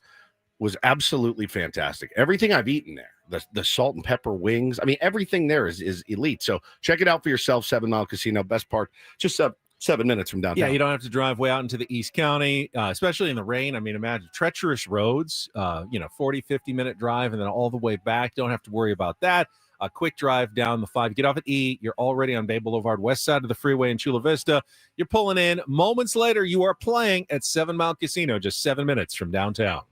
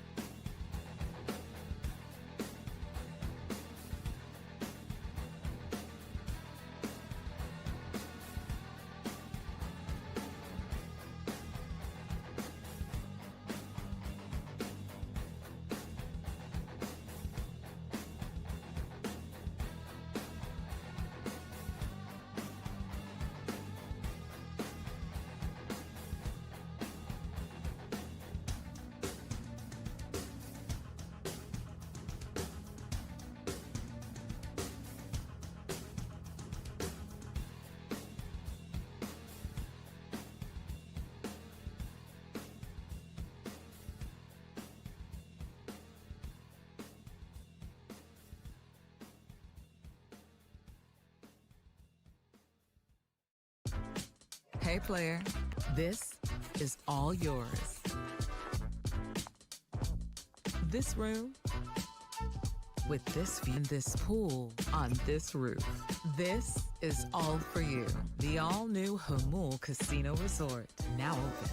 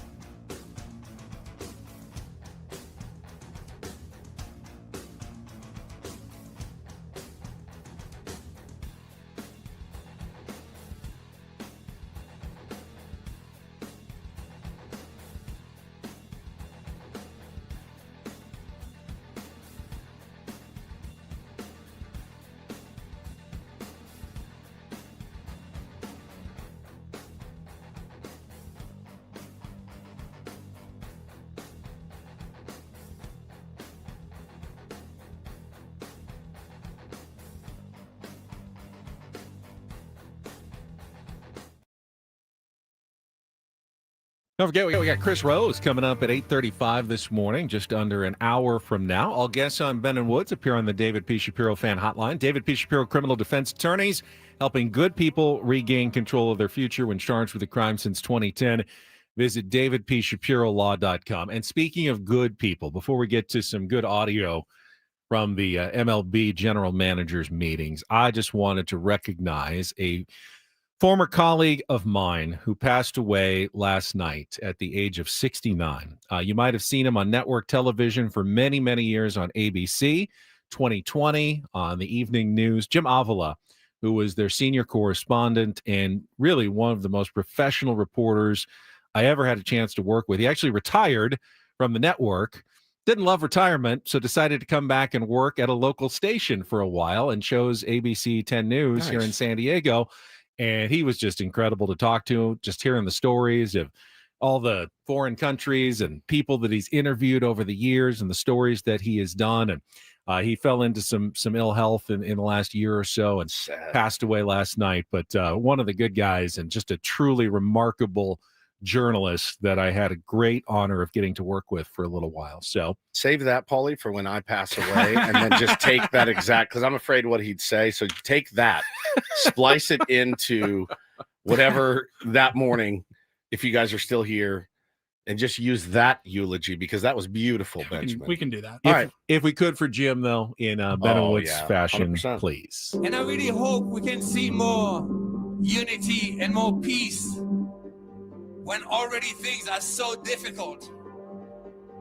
So, shout out to his family. Is he an intimidating guy? A little bit. Yeah, but really nice, though, too. Like, yeah. super, super nice. But anyone who's done as much as he has will have that era of gravitas about him. Yes, he walks in the room, you go, ooh. There's some gravitas about the man. But I do believe he man. would like to see more peace and unity when things are so difficult. 100%. So, shout out to Jim Avila and his family, passed away at the age of 69. All right, we will take a quick look at traffic. When we come back, fun audio from baseball's winter general manager. I keep saying winter meetings, general managers meetings in Las Vegas coming up next year on 97.3 The Fan. From the 855 Get Ross Traffic Center, protecting San Diego after accidents or injury, here's Kelly Danick. This game day traffic report is brought to you by Crystal Geyser, Alpine Spring Water. Got a few problems here, guys. One is this collision in the East County, westbound 8 before Greenfield. That is being cleared out of the fast lane. Also, eastbound 78 at Woodland Parkway. There is a collision with the vehicles facing the wrong way in the center divide. Southbound 15 via Rancho Parkway, stalled vehicle in the HOV lane. What makes Crystal Geyser Alpine Spring Water different? They always bottle their Alpine Spring Water less than 1.5 miles from the spring source. And all of their bottles are made with 50% recycled plastic from their own recycling plants. Crystal Geyser, bottled at the spring source. I'm Kelly Danick with Ben and Woods, San Diego's #1 sports station, 97.3 The Fan. All right, we haven't want to start with Paul Skenes or Tarek Skubal, yeah. All right, so we have not mentioned, but congratulations, as everyone predicted yesterday. Tarek Skubal won his second consecutive AL Cy Young Award for the Detroit Tigers. I think he got all but 4 first-place votes. The other 4 going to Garrett Crochet. And Another great pick, man. The unanimous selection for National League Cy Young, Paul Skenes of the Pittsburgh Pirates. I love Paul Skenes. I do. I really, really do. Big fan. Big fan. Love the work ethic. Love all of it. Love his attitude. We had talked earlier, Benny, about the Fernando Tatis Jr. on the trade block rumor. There was another one that broke yesterday. Anonymous source. Anonymous teammate, allegedly. Oh, Paul wants to play for the Yankees. He's always wanted to play for the Yankees. He's going to be a Yankee at some point. Wins the Cy Young Award last night. Of course, he's asked about it. I love his mentality, what he said about, wanting to win in Pittsburgh. The tweet and didn't really think anything of it, and I got some texts about it. I'm on the Pirates. My goal is to win with the Pirates. I love the city of Pittsburgh. The fans are hungry to have a winner in Pittsburgh, and I want to be a part of the group that did that. I think about it the same way that, when I was at the Air Force Academy, we had never been to a conference championship, and then my sophomore year, we ended up winning the conference. We had never finished top 4 in the conference before that. Pittsburgh is, in the way that fans see us outside of Pittsburgh is not supposed to win. There are 29 fan bases that expect us to lose. And I want to be a part of the group. I want to be a part of the 26 guys that change that. So I'm all in. I don't know where that came from. The goal is to win. I don't know the reporter that reported it. I don't know the player who supposedly said that, but the goal is to win, and the goal is to win in Pittsburgh. I love the comments, but he got one thing wrong. He didn't deny it. He said, he didn't deny it. That's true. He said 29 fan bases expect us to lose, and that's not true. 30 fan bases expect you to lose. Yep. Unfortunately. He did say, people outside of Pittsburgh, people inside of Pittsburgh too. Because, you look at the attendance numbers, they're not good. Even when Skenes pitches, they're not particularly good for Pirates games. Your old pal Woodsy would be out there every Wednesday, but man. Pirates fans, you'd think, I could see sort of, sell out, 10,000, 10,000, 10,000, 10,000, sell out. 10,000, right. But it's not going that way. There's a little bump for Skenes, but not a huge bump. They're not appreciating in the way he should, which is why, as dedicated as he sounds to Pittsburgh, is it really going to last? If they can't put a better team around him, if they can't start winning, will he really want to remain in Pittsburgh for the long haul? I don't know that he'll want to, but at the end of the day, Ben, I think he can look back and go, that ain't on me. It's not on me. No, it's not. He's telling them, go spend some money, go get better, and let's go out and be a part of the Pittsburgh Pirates have such a rich history.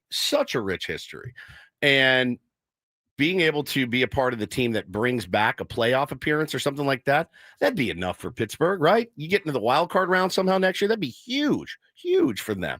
Is it out of the realm of possibility? No, I don't think it is. Maybe. But it's going to take some money spent, and it's going to take a lot of hard work, but he is certainly not a guy that shies away from that.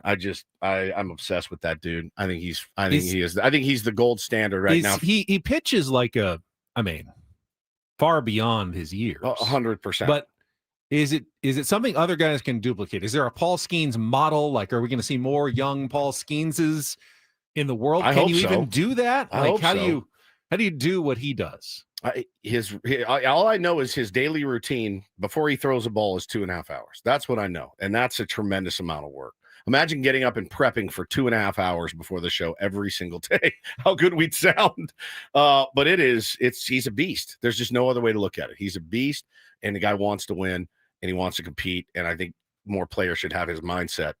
I think it'd be great for everyone. Meanwhile, at the Cosmopolitan Hotel in Las Vegas yesterday, had the big giant scrum. And, all those reporters there are desperate for just they're on expense accounts going to Vegas. They need to produce something. And there's one guy who always delivers a soundbite for all the reporters there. So he had like 40 crowded around with cameras and notebooks and phones to get anything that super agent Scott Boras had to say. And The guy's setting up his own backdrop Oh, yeah. and podium and microphone holders. It kills me every so good. single year. It's time. I used to hate these. I love them now. I work with Ben, so I mean, I've started And to he's fall starting in love. earlier. He's getting to it even earlier in the off season. He knows that he'll get plenty of attention, and he has his yearly puns for his clients to try to generate. I have no idea what he's generating. I don't either. There But can't be a general manager in baseball who goes, Ooh, "Oh well, I wasn't going to sign sold." this guy, but thanks to the puns, I am going to offer him an extra $50 million." You know, we pay our agent a lot of money, Benny, a lot. He doesn't do any of these. No He doesn't puns do at all. any puns about How us. happy would I be if my agent was You'd punning me all over the place? You would be elated. All right, what do we have audio I wise? believe this first clip is him talking about Pete Alonso. Okay. How open is Pete Alonso to DHing if he goes back to the Mets? Is that something he would consider going? I think Pete, at this point in his career, he's about winning, no doubt. Had that question a lot. There's no doubt that Pete's pursuers are primed to pay the power piper.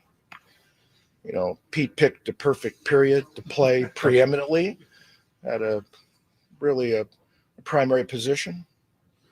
A playoff parched plethora will pounce to participate in the polar plunge. Is he? That's memorized. I just saw no notes. No notes. Is he reading off a teleprompter? I saw no teleprompter.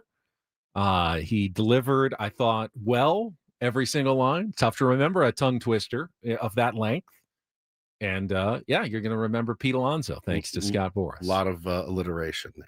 Because, of course, no one was going to bid on Pete Alonso until someone came up with a Peter ton Piper picked a pair of pickled peppers. A playoff parched plethora will take the polar plunge for Pete. Unbelievable. This offseason. Got time for one more? We got a little bit of time. I would certainly think that, Alex Bregman. You know, like in Boston, we learned a lot about Bregman in 25 because in Boston, there you go. Prior to 25, they had a lot of lineup do not holes. What? And do not. Certainly, prior to 25, Boston has been a kind of a club that's been has Duncan well below the playoff line. Oh my God! So, I think it was a bad roast in Beantown, and certainly, and give the owners credit in 25. You know, they went out and spent some Starbucks. B- material right there. I'll give that one a C. Come back, Chris Rose, and more. Hour number 3. Ben, what's next on The Fan?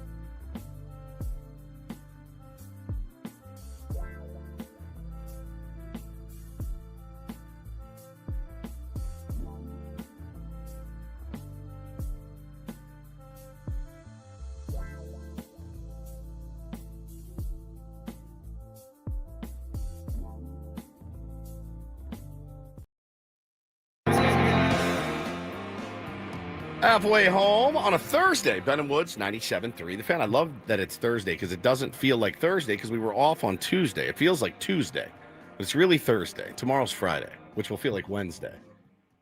I see where you're going. You know what I mean? Yeah.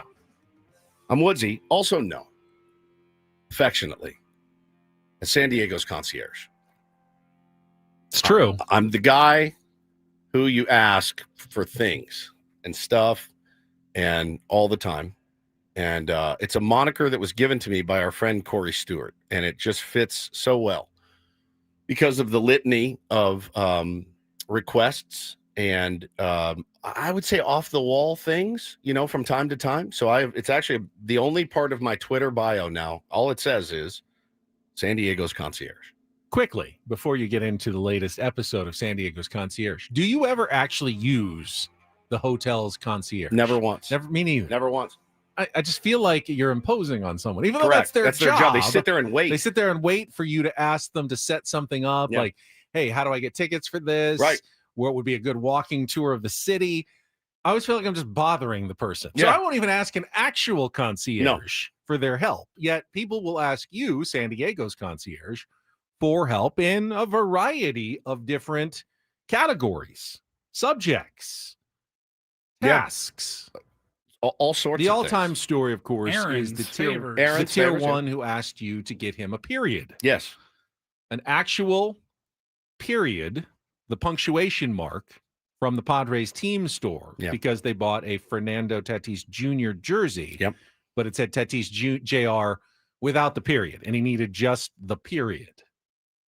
And wrote me and was serious and said, hey, I don't know if he was out of San Diego at the time or like, hey, you're going down there later for the press conference, whatever. We probably hired a new manager. Who knows? We're heading down there. And odds are high. Yeah. So he said, just stop by the team store if you could and just grab me a period. And I was like, are you out of your mind? Or are you out of your mind? I do a lot of things, but this feels like a big ask for me. Also, we don't know each other that well. Now, I know him now. He's great. He's a great dude.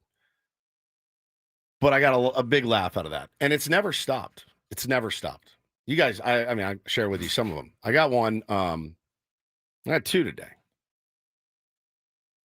Got a call on, when was it? Monday. It was Monday. Got home, had the house to myself.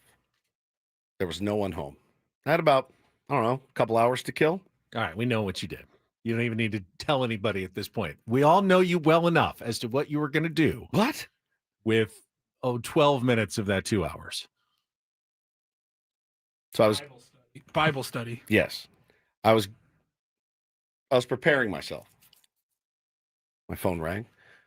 This guy I know pretty well. He asked me a question. And I thought, so my initial reaction when I saw him call, he's a big Padres fan. I thought, this is not somebody I speak to on the phone very much. But my initial reaction was, oh, he wants to call and ask me about the Craig Stammen hire, which, all the Little League dads, everyone's asked me, we've talked about it at length. What do you think? What's really going on? All that, what I always get. I answered the phone. I said, hey, how are you? Doing great. Woodsy, how are you? I'm doing great as well. Well, what can I help you with? He says, do you know where to sign up for Medicare? I said, at first I thought, is this his way of saying like, happy birthday, belated 50th? You're old now. Go sign up for Medicare. And I go, then I realized, oh, he's not kidding. And I said, no, I do not. And I said, I'm covered through UMR at work. I have my insurance here at the station.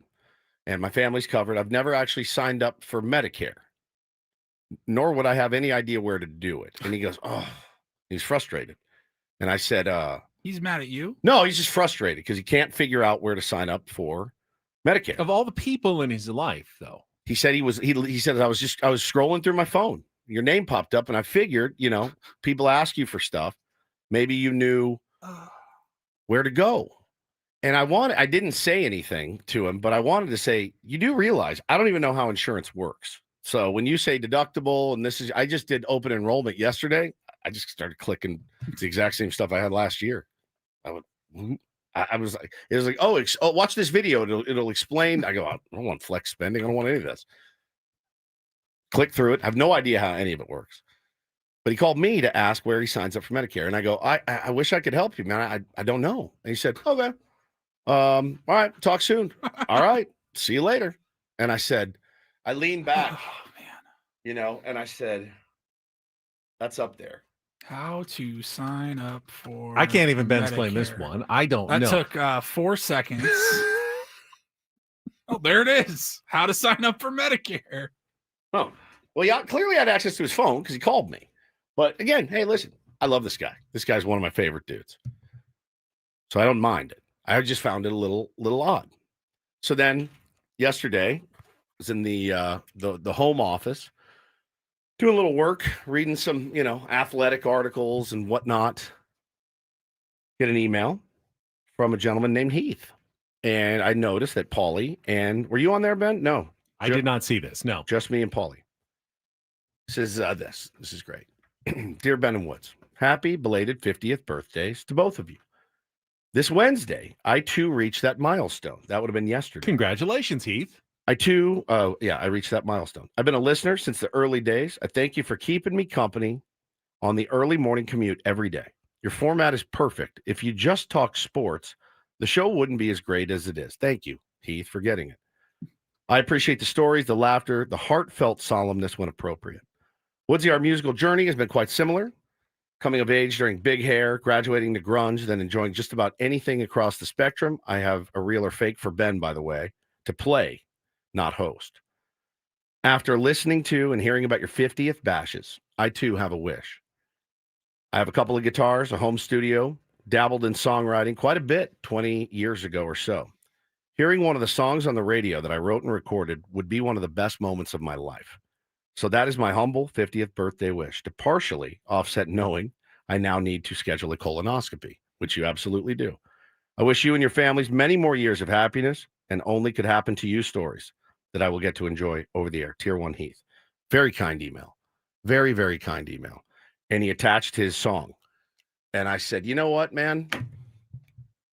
Let's make somebody's 50th birthday and play Heath's song over the air. Can you give it the full FM radio DJ treatment? Give the title, the artist coming up here, spinning it on 97.3 The Fan.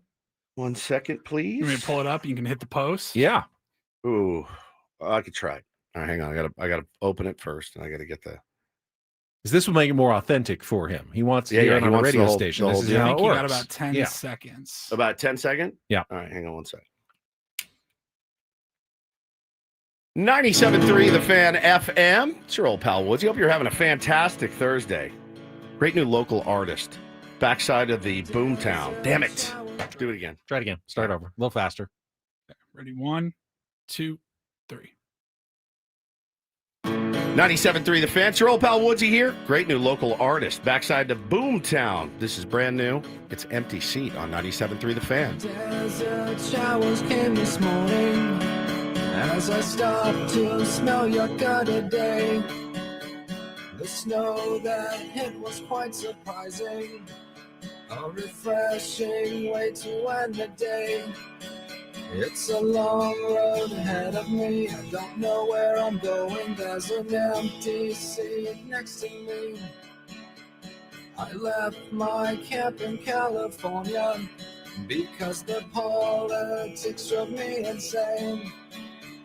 I passed through a sea of new construction, of useless multi-rider lanes. It's a long road ahead of me, I don't know where I'm going. There's an empty seat next to me.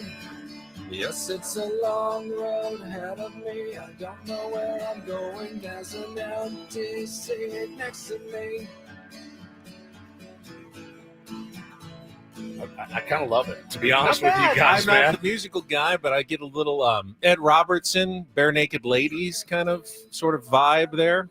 If I wrote a song and somebody compared it to the Bare Naked Ladies, I think I would smash my guitar into 7,000 They were very pieces. successful. What are you talking about? Yes, man. Yes, man. Chickadee China, the Chinese chicken. You have a drumstick and your brain starts ticking. If I had $1 million, I would stab it. I would stab I like it. how the songs. Don't ever comment on music again. You just ruined this. I felt I'm like so sorry. I felt like a B-side of like Kurt Cobain, like sitting in a room playing his guitar. Maybe Dave Grohl early. I guess if I early was going to demo. be critical in any sense, I'd say it's maybe a little monotonous. A little bit. But it's Needs a little more production, but you can do a hell of a lot worse. But I like the image. We've gotten a lot worse. We've gotten a lot worse. But I like the there's an empty seat sitting next to me. He's on a journey, and he's solo. Yeah, the words are very nice. Oh, I like that. Yeah, Ooh. we need a little more of that. Oh, yeah, here we go.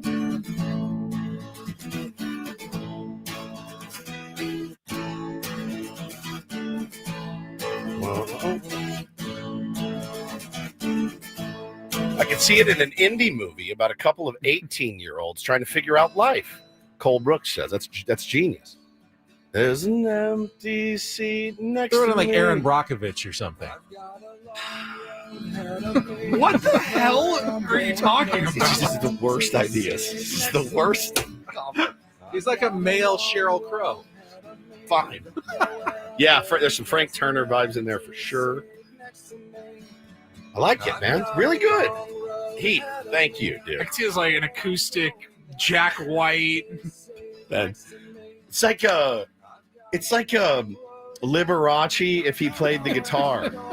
It's like, imagine a scene in Sex and the City, and the girls are walking across the street. You can hear the song. Paulie, it reminds me of Scarface.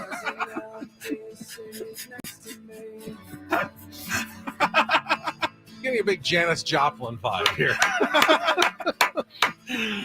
It's pretty good, man. It's pretty good. I couldn't do it. I'll tell you, I know all those chords. I know every one of those chords. I could not come up with there's an empty seat next to me. I just can't do it. I wish I could. Nice job hitting the post, by the way. Thank you. God, that felt Really good. nice. It had Yeah. been It ages. took you one practice One little try. listen. Not Man. bad. God, it's like the best feeling in radio ever is hitting that post. So, Heath, Tier 1 Heath, happy birthday, buddy. Hope Happy you birthday, Heath. Hope you like that. Sorry if I very ruined much. it for you. You did. Actually. We've got Real or Fake coming up next. Not Heath's version, my version, with your chance to qualify for our trip to Las Vegas. And Sammy Hagar, if you want to call now to be our contestant, 833-288-0973, 833-288-0973. And then Chris Rose will join us to talk a little more baseball, Cleveland Guardians mess, and more at the bottom of the hour here on San Diego's #1 sports station, 97.3 The Fan. First up, though, Prize Picks Daily Fantasy is the place where I've been playing the last couple of years. I think it's a lot of fun. You can set the lineups the way you want. You're watching sports anyway, whether it's football, basketball season, hockey is underway. You've got lineups every night to set between 2 and 6 players. You're just picking against stat projections, more or less, and winning real money with all the big stars, Luka Doncic, Steph Curry, Josh Allen, Lamar Jackson, picking against the numbers, passing yards, rushing yards, total points, rebounds, assists, and more. It's all on there for you with Prize Picks. To get started, just download the Prize Picks app today and use code KWFN to get $50 in lineups when you play your first $5 lineup. That's code KWFN to get $50 in lineups when you play your first $5 lineup. It's easy to load your account with Venmo, Apple Pay, or MasterCard. And then when you want your money out, that's quick and easy, too. I've made several withdrawals over the years. Gets the money back in about 15 minutes or so. Very, very easy, simple, feels very safe. Hey, tens of millions of users now with Prize Picks. Can't be wrong. Check it out today. Prize Picks, where it's good to be right. Must be present in certain states. Visit prizepicks.com for details.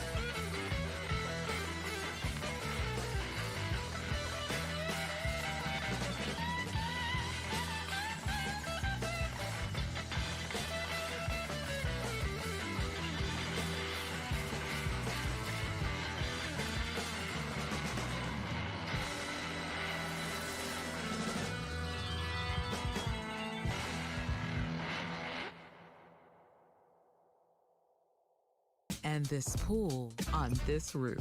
This is all for you. The all-new Hamul Casino Resort, now open.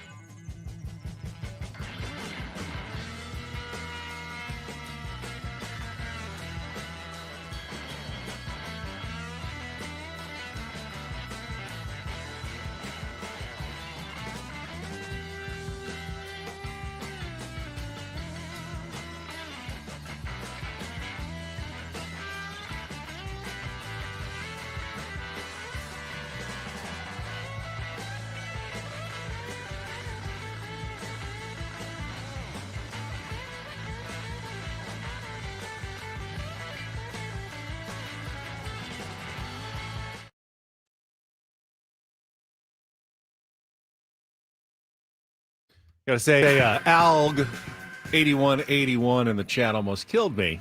I was trying to drink some coffee. Popped in. Ben, this song would fit with the soundtrack of Air Bud Golden Retriever. No, Golden Receiver. Either way. Thank you again to Heath for contributing. We've got. Do we owe him money now or something? Probably. We're going to get some bill. Yeah, FCC. Royalties. JR's going to come in and. We're going to get in trouble now. You're going to pay this guy $500. All right. It's not 500. Like 8 cents. All right. I can cover that. All right, let's well, we got Chris Rose coming up at the bottom of the hour, but we have a contestant on the line, so let's get to it. It is time for a Throwback Thursday game of real or fake. Some are here for the compelling sports talk with Ben and Woods. You can go plow through another donut. It's time for Real or Fake on 97.3 The Fan. Tell the people what they'll win today. Real or Fake is brought to you by Bay Alarm, security and fire alarms for every business. We got you, and we almost gave Dylan a heart attack when Paulie answered the phone and said, Dylan, would you like to play Take on Woods? Forgetting that it was Thursday. Dylan, you do not want to play Take on Woods, do you? Not at all. I know Woods' track record. Well, you don't have to beat him. In fact, you can actually ask for his help today in our Throwback Thursday game. If you can separate real from fake 4 out of 7 times, you will qualify for our grand prize drawing. It is a trip for 2 to see Sammy Hagar in Las Vegas, including 2 tickets to his March 20th show at Dolby Live at Park MGM, a 2-night stay at Park MGM, and a $100 gas card. Check out Sammy's residency in Las Vegas. Get your tickets at Ticketmaster.com. Now, this is much more my speed, a little sportsy for you, Dylan, today on Real or Fake. The San Diego Clippers open their home schedule tomorrow night at Front Wave Arena. So I thought we'd dive into the G League for today's game. I'll give you a team name, Dylan. You tell me if they are a real member of the NBA G League or a fake. I've thrown in to fool you. All NBA teams have a G League affiliate. I will give you the nickname. You tell me real or fake. Dylan, you ready to play? Have you lost your mind, by the way? Do it. Have we done this one before? Probably. Yeah. but it's been at least a year. I promise you. All right. And I probably did different ones. And the team names change every year too. It's true. All right, you ready, Dylan? Round one. The Go-Go, real or fake? That sounds fake. That is real. Oh. The Capital City Go-Go, G League affiliate of the Washington Wizards. All right, that's all right. We have plenty of time to bounce back. Let's go round number 2.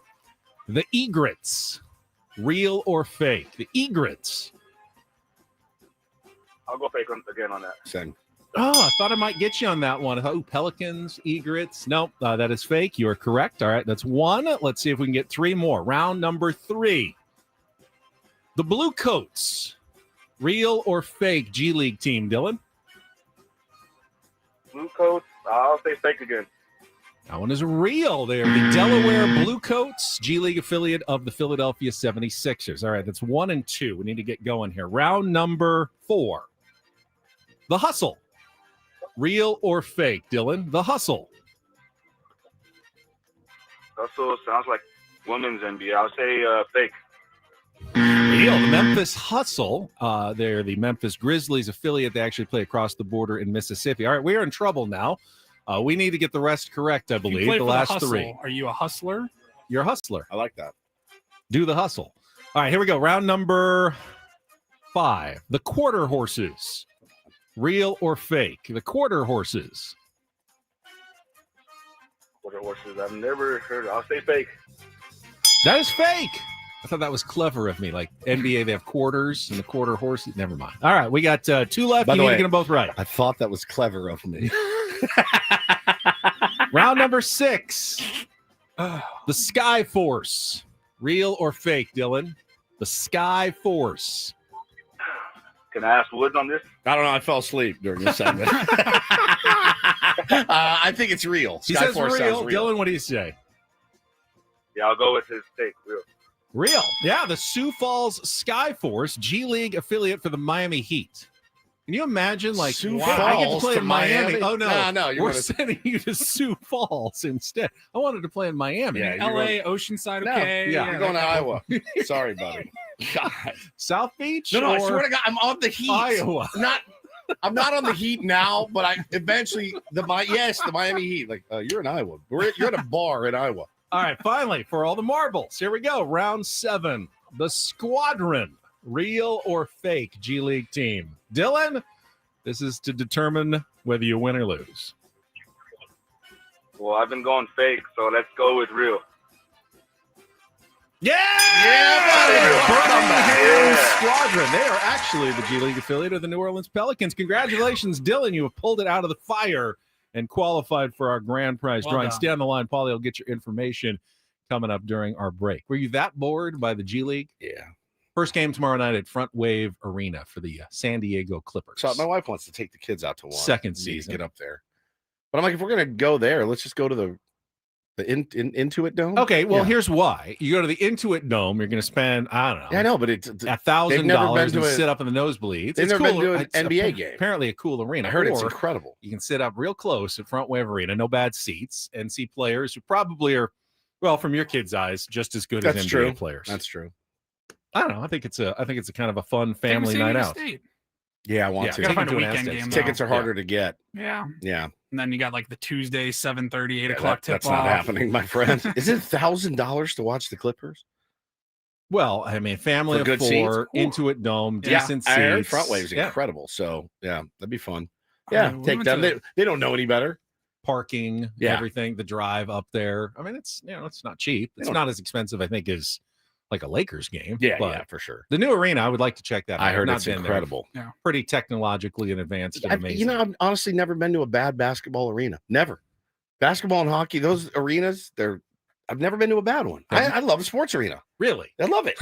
When I was working SEALs, I mean, look, is it modern? No, but walking through the tunnels and like, oh, here's Led Zeppelin that played here. It's badass. I still, well, I used to. I retired, but would get a charge walking into the sports arena. I just like that size of arena. I did. great. I loved going as a kid to the sports arena.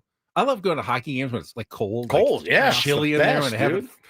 freezing for Yeah. a Gulls game. So you walk in cool. there, you better wear a sweater. I do like that. I feeling like of it the as well. sports arena I for wish sure. we had an NBA team here. That'd be fun.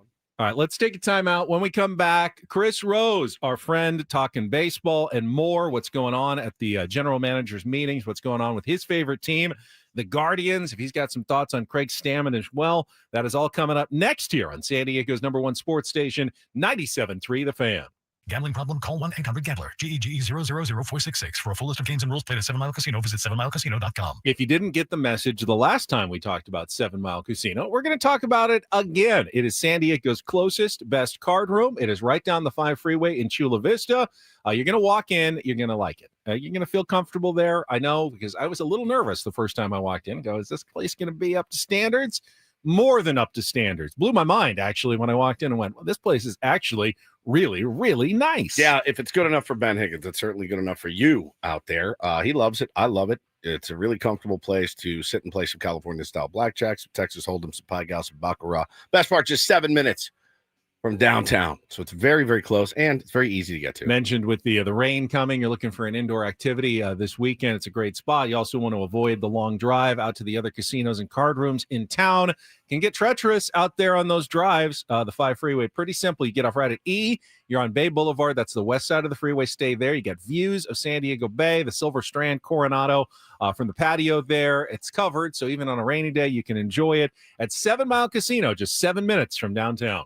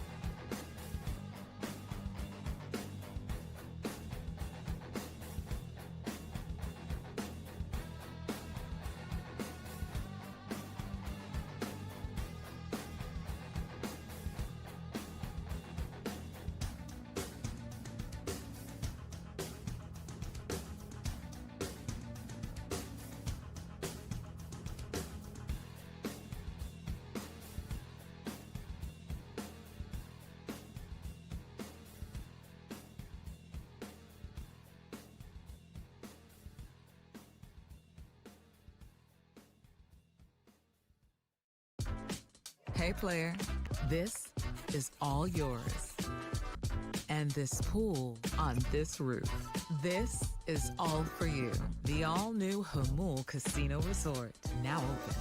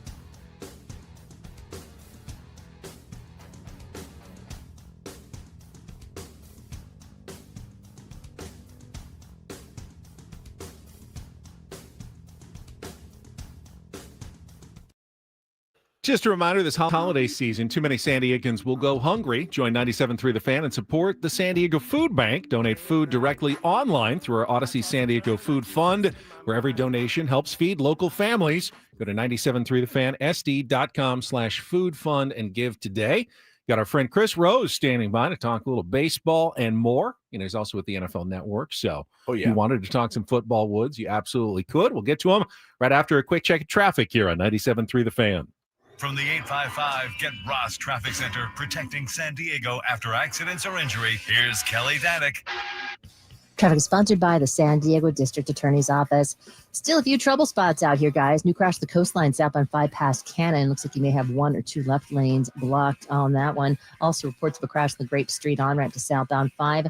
Accident southbound 163 at the Ash Street off-ramp. Couple vehicles involved in that. Westbound King Freeway just before Bancroft. Watch out for what looks like some bales of hay in the 2 right lanes. Workers' comp fraud costs us all. Fake claims and premium scams drain $34 billion a year. That means nearly $1,000 more per worker and higher prices for everyone. Workers' comp fraud hurts us all. See it, report it, stop it. Learn more at SanDiegoDA.com. And Kelly Danick with Ben and Woods, San Diego's #1 sports station, 97.3 The Fan. Well, it's a conversation we always look forward to. Joining us right now on our David P. Shapiro fan hotline from John Boy Media, host of Dugout Discussions, Baseball Today, and, of course, from the NFL Network, Chris Rose, with us here on 97.3 The Fan. Chris, it is always a pleasure to have you on. Boys, where you been? I've been waiting. Well, we've been busy with new manager, you know. Yeah, the usual, as we say here in San Diego. One of your former, your team, the Guards, Craig Stammen, was a member of the Indians and, wanted to play with Ruben Niebla, and we have Ruben now, and now it's all come full circle, Chris. And, interesting hire, certainly, amongst a bunch of interesting hires, I'd say, so far this offseason. What's been the most interesting one for you? Well, I mean, it's pretty obvious what they're doing in San Francisco. Yeah. First time in terms of Tony Vitello going straight from college to the show without any playing, coaching, managerial experience. Obviously, that's going to be the one to watch, but it has been a fairly interesting cycle. I mean, Skip Schumacher was the first one to go, and I think everybody expected him to land somewhere, certainly with more than a quarter of the teams changing leadership. Walt Weiss, I think, going to Atlanta felt like a safe pick. I've known Walt a long time, and I'm never going to say anything bad because he's like a 7-time black belt. So I don't want him to kick my ass the next time I see him. He wouldn't have to be a 7-time black belt in order to pull that off, by the way. Just to let you know, I'm not going to be the favorite in a lot of fights. 0-3 all time. Last one I lost to Don Chocote when I was 15 years old on the school bus. I've moved on from that, obviously. Clearly, but yeah. I don't know. How are people feeling down there about Mr. Stammen? A little bit of both, right? You see people going, "Oh, that's a super safe hire." You see people going, I think what my theory was, he wasn't one of the candidates mentioned, right? Niebla, Nick Hundley, and Albert Pujols. So you start dreaming on an Albert Pujols and what he looks like in the brown and gold. And then they go, it's actually going to be Craig Stammen. I think people were taken aback when they heard it. I know I was in line at Space Mountain for my son's birthday when I saw the news, and my initial reaction was, what the F? That was my first reaction because I couldn't believe it, because I had kind of talked myself into, future Hall of Famer Albert Pujols. Yeah, I'm wondering, what did they talk about for 9.5 hours where it didn't go right? Couldn't you have cut it off and after 90 minutes and been like, yeah, I guess we're good, guys. Just not going to work out. Instead, 9.5 hours. Shouldn't somebody have saved the other side from this date? Right. Don't people still do that? Don't they call after check in after a while, see how it's going? It's either it's going great, or it's miserable. Save me. Tell them I have another managerial interview or something. I don't know. Chris, I think one of the criticisms that a lot of teams have gotten with their managerial hires is, well, that's just a yes man for the front office, just an extension of the front office. And our response has been, well, yeah, exactly. I mean, who's going to hire a manager who doesn't believe in the vision of the front office and isn't going to be on board with, the rope that everybody's pulling on? I don't know what fans are expecting to get someone who's going to come in and upend everything. That's just not how baseball works nowadays. But it also works like this, Chris, and I think you can attest to this. Every single manager, there's no Earl Weavers or Jim Lelands anymore. Every single manager is, in fact, a yes man who works in concert with the general manager, the president of baseball operations. Right, including Dave Roberts. I can't think of one that doesn't. Right. I mean, the game's changed significantly. If you're not on the same page, then there's an issue. I mean, I don't know how frequently every manager is meeting with their front office. It wouldn't surprise me if it's virtually a daily basis to go over stuff. And that's okay. I mean, I still feel like the best managers in the league have a human pulse on their team. And I think that is where they would carry some sort of weight. It's interesting. The managers of the year were announced on Tuesday, and it's obviously the hardest one to decide because you don't know exactly what a Stephen Vogt and a Pat Murphy do. We feel like we know from the outside that a guy like Vogt was able to take a team which, even though it won 4 fewer games from a year ago, was not nearly as talented as the 2024 version, that he was able to cut it back a 15-game deficit, that he was able to do it when 2 of his pitchers got pulled for a gambling investigation. So we think that he did a great job. We're not 100% sure, but it certainly seemed that way. And then with Pat Murphy, there wasn't one person that picked them to be the best team in baseball throughout the regular season. So heck, he must have done a great job. It still is going to come back on these players and how well they do, how well they perform, if they can find any starting pitching in San Diego, and if they can stay healthy. And if not, Craig Stammen can be the best manager ever, and they're still only going to get 83 wins if things don't go right. Let me ask you about Stephen Vogt, talking to Chris Rose here. And Vogt, of course, like Craig Stammen, basically finished his career and then jumped right into managing. That's a good endorsement there with the success he's had early on. But what were maybe some of the learning curve issues that he had in jumping so quickly from a playing career into a managerial career that you saw? Well, first and foremost, I've known Stephen a long time. I mean, he really kind of burst onto our radar on Intentional Talk when he dressed up in the NBA ref's outfit and ended up getting a bobblehead out of it where he was doing all these great calls that he does. So we knew about his personality and everything. And then I would have him on the show I used to do, the Rose Rotation, and this is still while he was playing. So I forget if he was in Arizona or in Atlanta at the time, or maybe San Francisco, wherever it was. he was telling me that on nights where he was not playing, that he was sitting next to the manager. So he was getting his PhD in managerial 101, so he was learning. He was doing everything but creating the final decision. So he was utilizing that. And I thought that was kind of I remember having him on. I want to say he was in Arizona.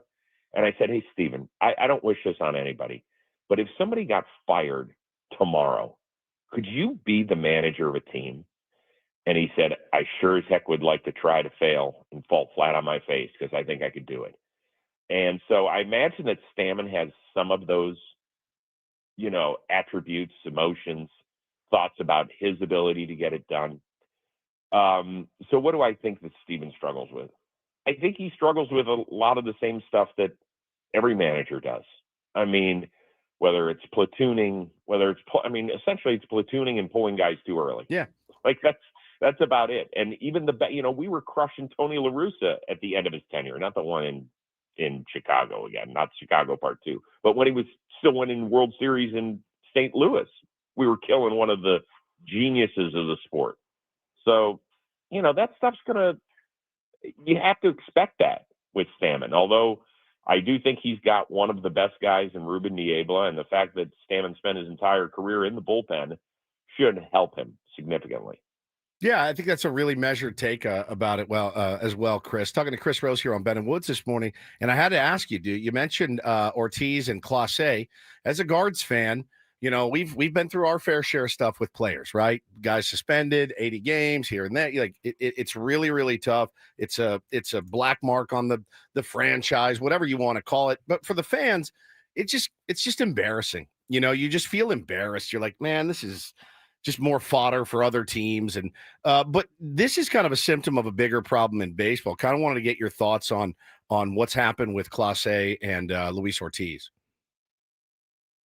I'm not embarrassed as a Cleveland fan. I'm really not. I mean, what are you supposed to do? People do different stuff on their own time. And do I think that they were trying to lose games? No. Do I think that if these allegations are spot on, that they're morons because they don't understand risk versus reward? Sure. Yes. And I wish that the Guardians had listened to me last offseason when I wanted to trade Clase. It could have been somebody else's problem. But maybe they'll finally call me and talk to me about what they should do in the offseason instead of ignoring my calls. I picture the idea of you calling up there. It's Chris Rose. I want to talk to somebody right now. Absolutely. I want to talk to someone. Guys. Yeah. I've got the line to Commissioner Gordon somewhere in there. Bigger issue. I don't think so. And listen, this has been going on for decades and decades in professional sports. Is it easier now because it's the push of a button on a phone or text message? Absolutely. But you're either have a sickness or don't care, or you don't. I mean, we all know when we get involved in these sports, and as an NFL employee, there are rules and regulations for me. I can't step foot in a sports book in Las Vegas. I'm not allowed to walk into one. Forget about placing a bet. I can't walk into one. That's tough because sometimes they're right in the middle and you've got to kind of walk around it. Yeah. That's tough. Guys, it's called extra steps. Just go ahead. I don't care whether you got a Whoop or an Apple Watch or wherever direction you're going. Just add to it. It's fine. That's the way I look at it, at least. And so you know what you're dealing with. And at the end of the day, people make whatever ridiculous decisions they do. And if these guys are going to get nailed by the feds, they're going to end up costing themselves tens of millions of dollars and their freedom. I mean, I'm sorry, if you can't figure out a way to get help and stay away from that side of the business, then that's on you. I mean, I personally think that you should have access to it. We can have this discussion all day, right? I mean, we at John Boy Media, we have a contract with DraftKings. I'm not going to run from that. But at the same time, there's regulations for alcohol. There's regulations for weed in this state. I mean, when there are regulations, there are regulations. It just means you've got to abide by them. Yep, I'm a big personal responsibility too. For me, I haven't placed a bet in 6 months because my wife said, I don't think it looks good in front of the kids. And I go, you know what? You're absolutely right. You're absolutely right. So I stopped. And I wasn't sick though, right? I didn't have to do it. I don't miss it. I will say watching football now is different for me than it was before. But I'm also not at the T-ball game screaming, at kids and looking at my phone going, oh, great, Vikings didn't cover. Fantastic. You know what I mean? It's freed me up in so many ways. But, man, there are people out there that's like, and then what they do to athletes. But like you said, it's always existed. There are vices out there should you choose to engage in them. It's on you, in my opinion. Like, you have to make that decision. I did want to commend you, too. I was flipping around the other day. NFL Network was on, and I go, I know that guy. You're so good at baseball talk. We love having you on to talk baseball. You're so good at talking NFL. So good. You were so fantastic on Sunday. I coach. I do all this stuff on Sundays. I get about 15 minutes of the NFL. That's about all I'm allowed on a Sunday when it's all said and done. What's your favorite storyline right now in the NFL? I love what the Colts have done this year and the Patriots. I don't know how that fan base dealt with years and years of being at the bottom of the AFC East. What did that last? About 2 years? Right. 3 years? I don't know how they kept their strength and stability through it all, through the end of the Brady era and now being back with Drake May and Mike Vrabel.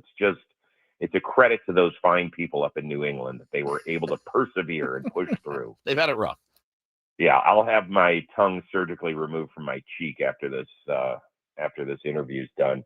But they're pretty impressive too, because I actually called 2 Patriots games last year, and they had 2 of the worst position groups I have ever seen up close. Their offensive line and their wide receiver room was atrocious. I was like, holy smokes, is this Division III football? I'm like, is this Middlebury College or something instead of watching a pro team in Foxborough? But they've really turned things around, and I love what the Colts have done. I love their new trio of Irsay daughters running this club the way that they have. There's a great column on ESPN that I read yesterday about them, and really, really well done. And Jonathan Taylor is, if you can't vote for a non-quarterback to win MVP this year, I don't know when you're going to do it again, because he's been great.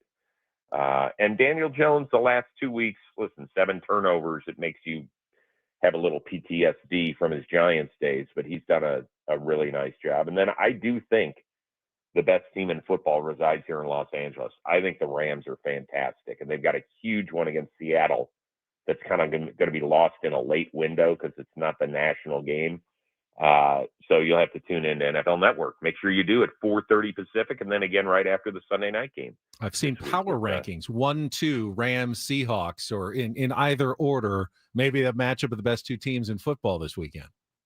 Could be. I mean, they really kind of mirror each other in terms of their strength. Their defenses are really, really good. When you think Rams teams in the McVay era, you think high-flying offense. And, yes, Stafford is playing at an MVP level, but that defense, both that and McDonald's defense in Seattle are fantastic. They can get after the passer. They can force turnovers. They're fast. They're young. They're really, really good, both of those teams. Chris, really appreciate it. It's always a pleasure to talk to you. As I said, thank you so much for your time this morning. You're the best, man. Thank you. Absolutely, boys. Let's do it again soon. Thank you. You got Chris Rose on our David P. Shapiro fan hotline. David P. Shapiro criminal defense attorneys helping good people regain control of their future when charged with a crime since 2010. Visit davidpshapirolaw.com. Emmanuel Classe. All right, we will come back. Rattle Report, Football Threesome. We got more football talk on the way. Get you ready for the weekend. If you didn't get enough from Chris Rose right there. Last hour of Ben and Woods coming up on San Diego's #1 sports station, 97.3 The Fan.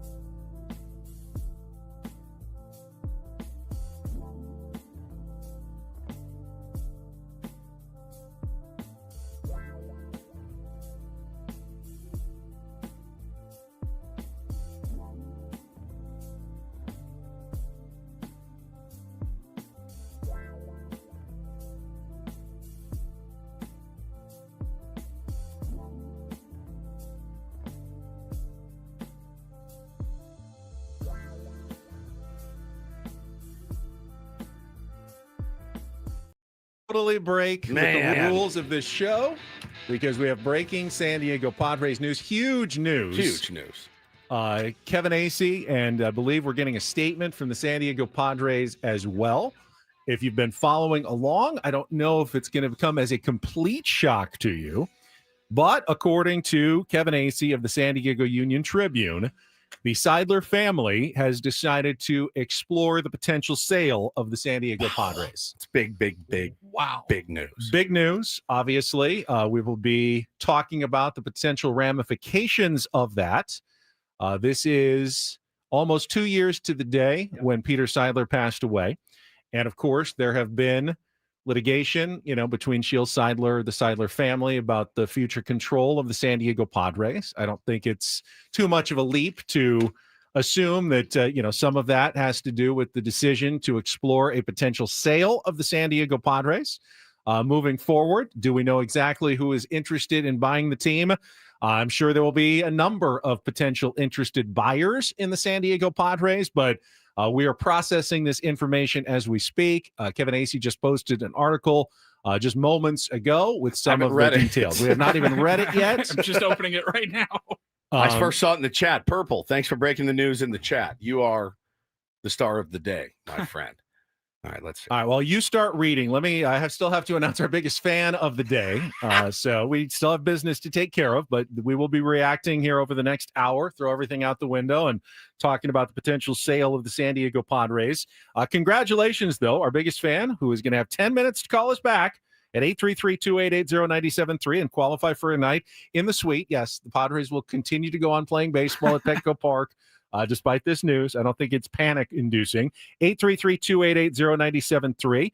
Kay Lawson from San Diego and the Tier 1 stream. Kay Lawson, you are on the clock. 833-288-0973. Call back in the next 10 minutes. We'll put your name into the drawing for the 20 tickets the night in the Odyssey Suite for a Padres game this upcoming season. I mean, this was always kind of in the back of your mind after Peter Seidler passed away. And then with the lawsuit that came down, it was always in the back of everyone's mind in San Diego. I think, people saying, how is this going to work, right? You can't have a lawsuit that is going to, potentially splinter a franchise, right? But then John was named the owner. And, no one really knew, like, is this what he wanted? We know how Peter felt about the San Diego Padres. We know that.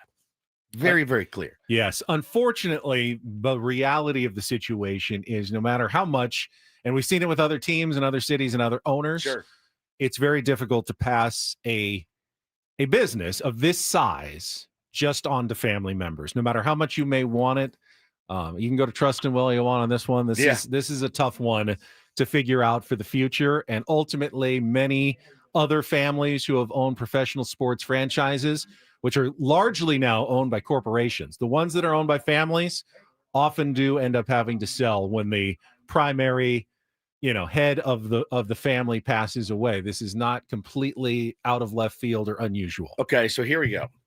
Per Kevin Acee's article, a preliminary value of the team, according to a source familiar with discussions regarding the sale, is estimated at $1.8 billion with a B.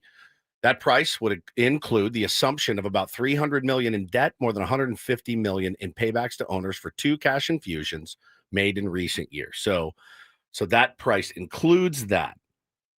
Price is ultimately whatever a buyer is willing to pay. The Rays were sold for $1.7 billion. The Baltimore Orioles sold last year for $1.73.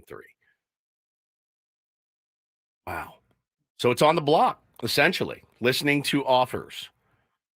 So I think the immediate fan reaction is, are people upset by this? Are they saddened by it? I mean, it makes me a little sad because I think there's certainly reason to be saddened by what looks like the end of the Seidler legacy, especially Peter Seidler's legacy with the team. But I feel like Peter's legacy will always be here.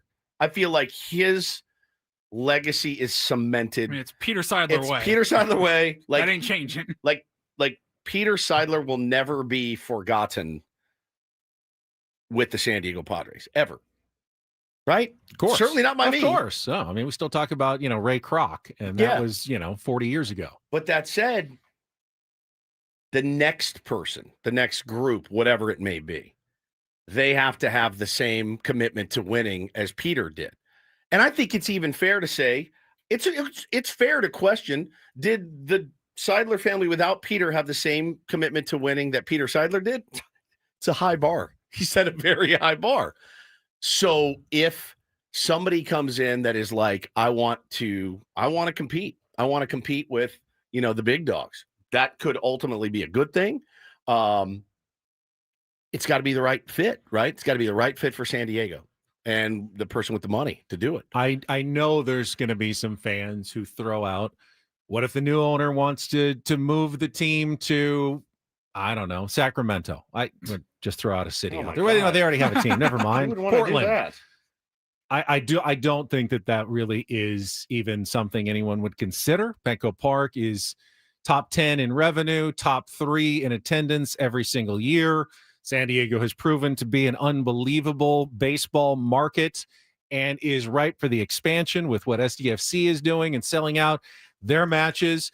San Diego is the place where people want to get to, not leave. So I can't imagine there'd be any consideration of anyone wanting to take the team anywhere else. They have a lease at Petco Park that still runs for many years as well. It's the premier ballpark in America. You're buying all those things. The reason you're paying, premium dollars for the Padres, $1.8 billion or whatever they're looking for, is to purchase those things. You don't give up on those things. So the new owner is going to want to be here in San Diego and is going to want to continue to put a winning product on the field that keeps fans coming through the turnstiles at Petco Park. I'm not worried at all about relocation. I'm really not. You can call me naive or whatever. Like I that is not a concern. My only concern with a new owner is, are you ready to spend money?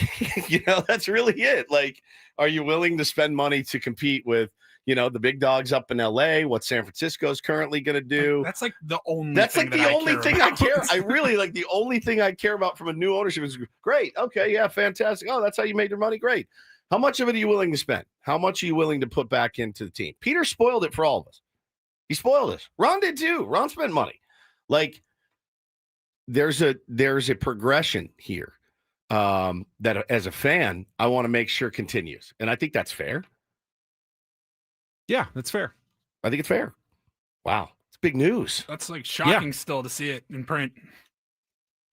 The Padres have just issued their statement in response to the story. I will read it for you here today. The Seidler family today announced it has decided to initiate a formal process to explore strategic options for the San Diego Padres, including a potential sale of the franchise. This decision follows months of careful consideration, consultation with trusted advisors. John Seidler, chairman of the Padres, said, quote, "The family has decided to begin a process of evaluating our future with the Padres, including a potential sale of the franchise. We will undertake this process with integrity and professionalism in a way that honors Peter's legacy and love for the Padres and lays the foundation for the franchise's long-term success. During the process, and as we prepare for the 2026 season, the Padres will continue to focus on its players, employees, fans, and community while putting every resource into winning a World Series championship. We remain fully committed to this team, its fans, and the San Diego community." That's the quote from John Seidler in the release that was just sent by the San Diego Padres. They also say they do not intend to comment further until the process has concluded, which... until it's over. These are generally not quick processes between, a bidding process between potential buyers, all the way through, financing and then approval by Major League Baseball and the rest of the owners. This is something that generally takes months, not days or weeks. So this will be something that we follow throughout the course of the 2026 season. You don't expect something to happen right away, like by spring training. I think that would be shockingly fast if it happened that quickly. Yeah, right. Yeah. I mean, but you might have identified a buyer by then. I was thinking. But yeah. Like you. What's the process on something like this take? A year? Yeah, it could be but the start to the complete finish and transfer of control of the team could be a year. But you know who's buying it, or who's interested. I mean, there'll be plenty of names, I'm sure, thrown out of groups and whatnot. There's probably guys scrambling right now to get a group together. So, trying to play this all out in my head here. So, a year from now will be mid-November of 2026. We'll be 2 weeks out from a potential lockout. Does that if you're a prospective buyer of a sports team that's their league is looking at a lockout potentially, like within weeks of you taking over. Interesting timing. Does that make it think easier? I think if you can buy a baseball team, I don't think you people worry with about that it. much money Yeah, are I don't looking. That's what I'm. 20 years into the future, Right. not 3 months into the future. It's either good investment, not a good investment. And remember, this is also an ego investment for a lot of billionaires. It's not necessarily a path to make money. They've already bragging rights. made tons of money. A lot of them get into it because they want to win a championship. Yeah, Paulie, they want to have bragging rights. They want to compete against their other fellow billionaires to be able to say, yeah, I won this trophy at the end of the year. It's a very, very rich person's plaything. And that's the kind of owner, frankly, you kind of want. You want someone who comes in and wants to do it because they want to win, not because they're trying to squeeze, dollars and cents out of that business. That's the only thing that scares me, honestly, is the only thing that scares me is, but again, like what owners have bought teams recently that have come in recently, like in the last few years, and come in and said, we're going to try to do this on the cheap. Is that a possibility that it happens? Sure. Which would be a bummer. But the Orioles? He just took over. Weren't they supposed to be like the saviors though? And it's just been kind of, I don't know. They were. I'm trying to think. Who else has been sold? The Nationals? They didn't spend a lot of money in their first year. I don't know. I mean, I guess obviously everybody's different. But can you keep the train rolling in the same direction? That's the key. That's the key. And I'm seeing some comments in the chat, like, oh, well, a new owner will come in and trade all the big contracts. No, I think a new owner wants to win. I mean, is it possible? Sure, absolutely. But you're not really even allowed to. You can't. No trade clauses carry for a over reason. to new owners, and the contracts are the contracts. I think look, you can look at it any way you want to. We have no information. If you said, hey, so and so's buying the team and he's got a buttload of money, I'm pretty excited about it.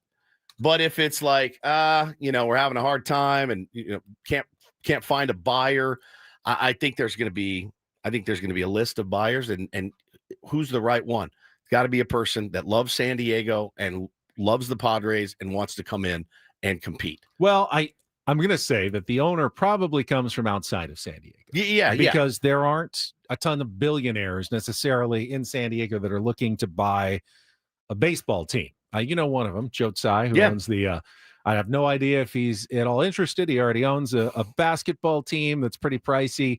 That would be a lot to get into.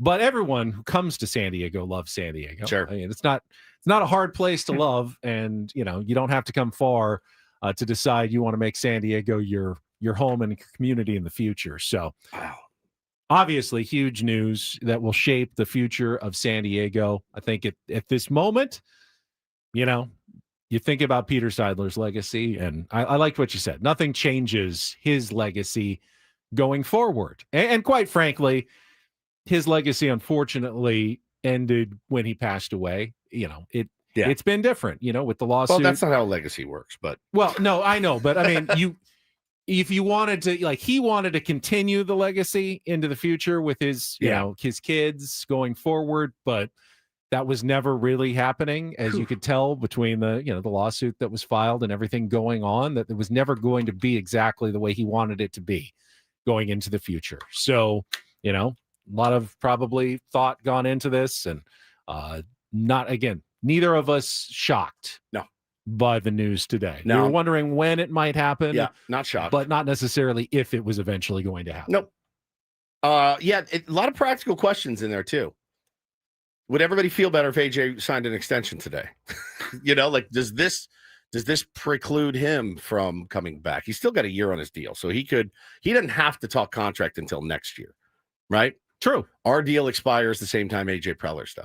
We could all three be free agents together for 2-on-2 basketball team.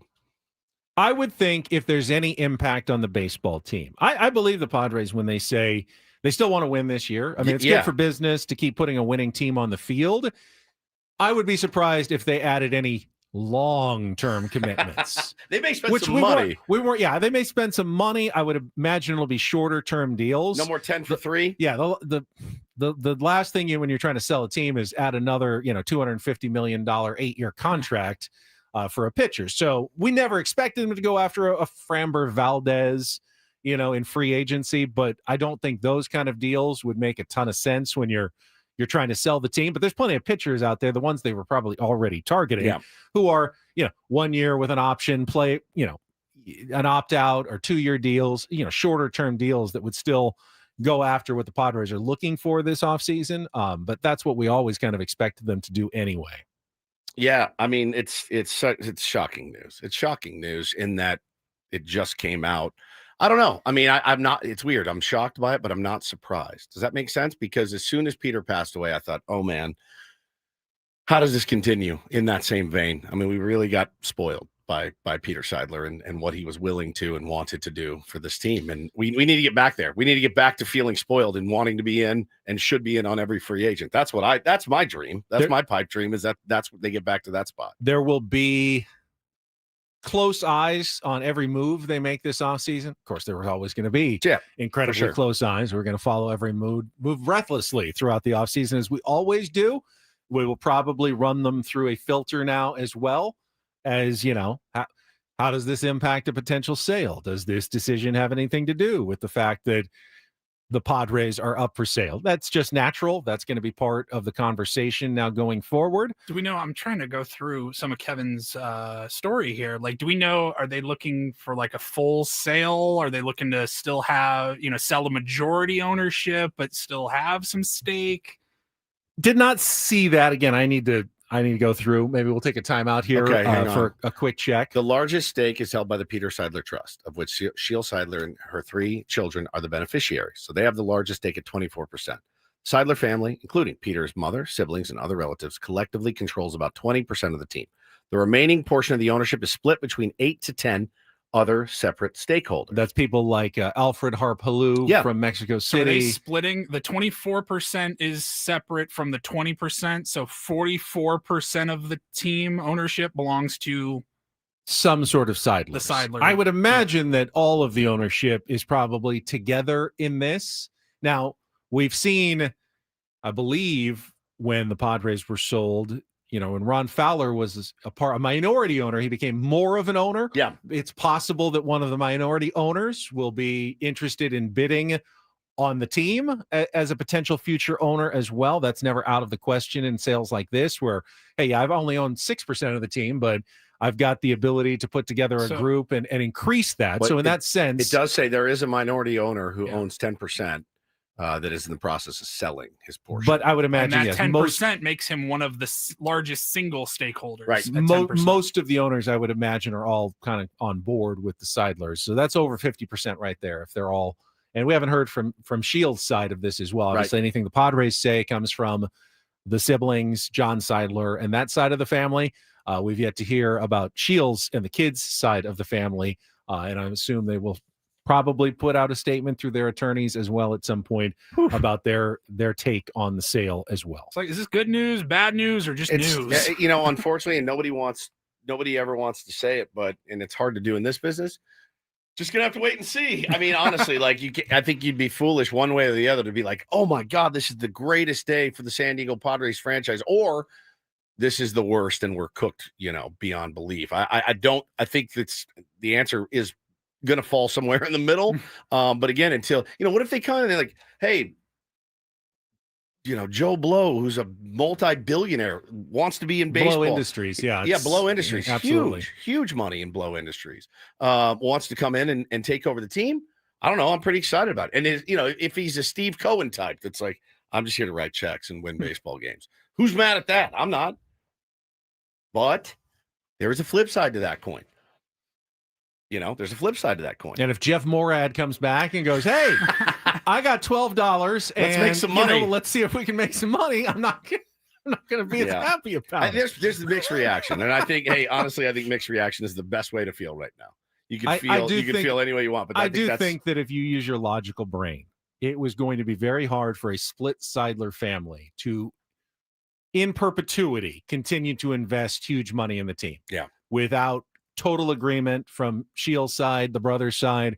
Going forward, it was going to become more and more difficult to pull off what they've pulled off pretty spectacularly over the last couple of years, and that is put a winning product on the field, focus on the fans and what's going on despite everything behind the scenes.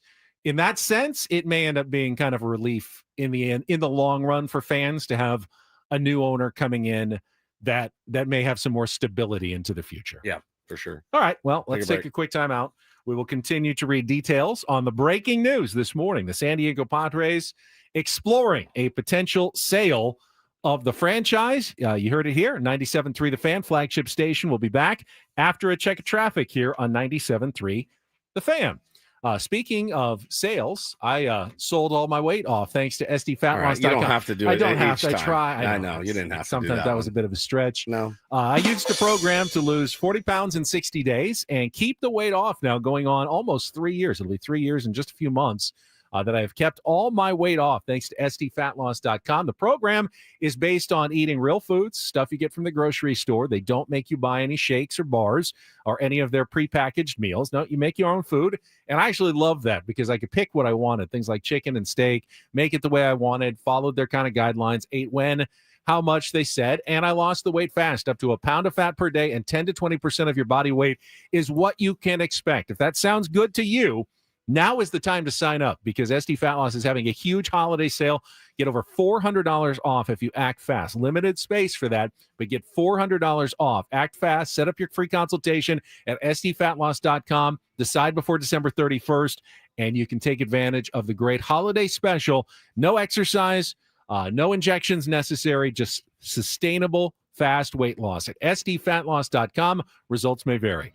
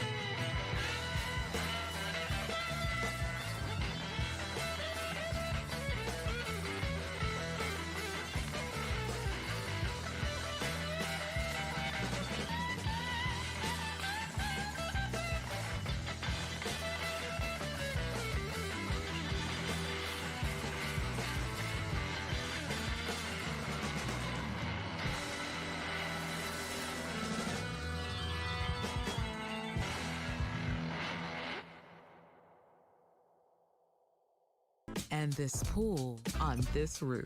This is all for you. The all-new Hamul Casino Resort, now open.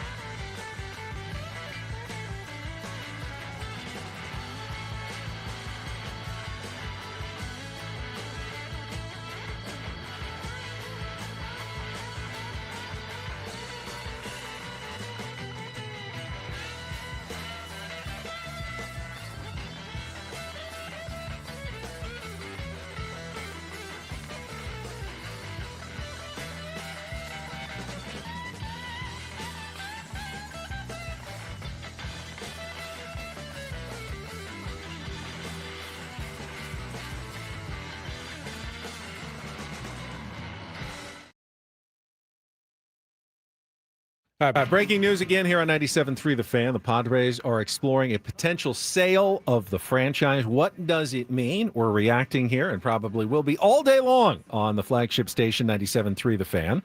That means we're going to bump our football threesome, which is fair. We've already bumped our Rindle Report to continue to focus on a major story, one of the biggest stories probably of the year now in San Diego.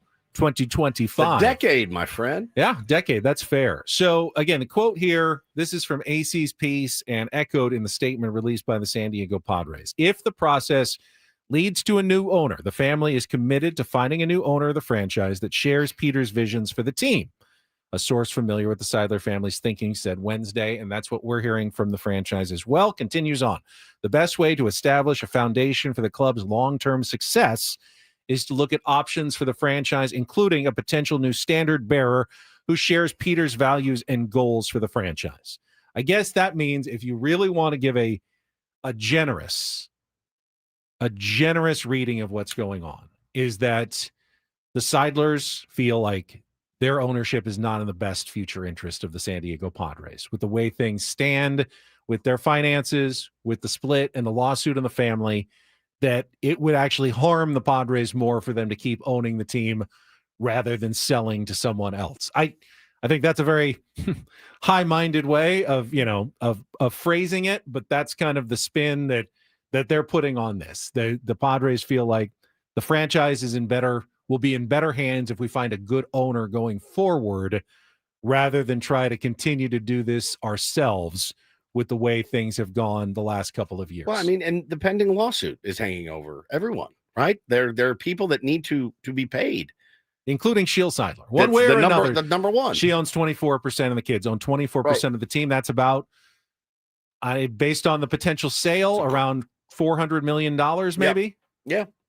That's money that we're told the Seidler family does not have. Right. They don't have that access to that kind of funds to buy her out. So it is. She also, I believe, does not have the kind of funds to buy them out. The rest of the family. So you're at a bit of an impasse here, right? And they would either need to buy out her 20%, or she would have to buy out their 20%. 20, yeah, exactly. 24, yeah. Her 24% or their 20% for either to have really full control. Right. No one has 50% control of the team. The 24%, the majority right now, and the control person is obviously the Seidler siblings, but they can't ignore a 20% owner of the team.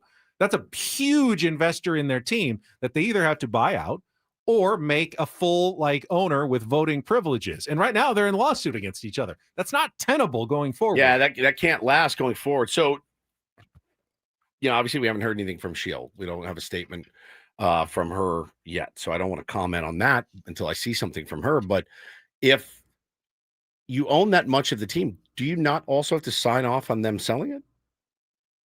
You will at some point. Yeah, yes. You have a stake in the team, and they're selling it, and you can't buy it all. Then you have to sign off on it. So I think if my math is right, 20% of 1.8 billion is the estimated value. Yeah. It's like $360 million. Okay. More for the 24% side. It's a lot of money. It's a lot of dough. Stadium owned by the city. That's right. Leases runs through 2034 with the city of San Diego. 2037. 2037? So it's the mid-2030s for sure. Yeah, mid-2030s. So at least another decade or so. Okay. But no one would want to leave that place. Again, Petco Park is where, most teams would kill to have a stadium in a downtown area like Petco Park with the kind of fan and revenues that they're generating at the ballpark. Yeah, the TV situation, but that could change in a couple of years with Major League Baseball, with a new collective bargaining agreement. The Padres could be in a much better television footing as well for a new owner going forward. San Diego may be one of the most attractive markets between Petco Park and a new potential national TV deal. San Diego could be a top 5 market in all of baseball. Does ownership dictate anything on the TV deal? 1/30 of the vote in Major League Baseball right now, but a potential new owner doesn't come in and be like, by the way, we got a new awesome TV deal now in San Diego. That doesn't exist. There is no awesome the network TV isn't in San Diego. It just doesn't exist. Yes, there's no outlet that's going to come in and and Like the they're infrastructure waiting is for a new physically owner. not Yeah, there. it's just not there. Yeah, I mean, we've heard too through the grapevine that after the lockout, after MLB takes control of those teams, Ben, without TV deals or with middling TV deals, that the Padres could benefit greatly from that. That's a hope. Here's the problem, and I think this is what a lot of people are going through right now. It's the fear of the unknown. The fear of the unknown is the scariest part. Sure. It's the absolute scariest part.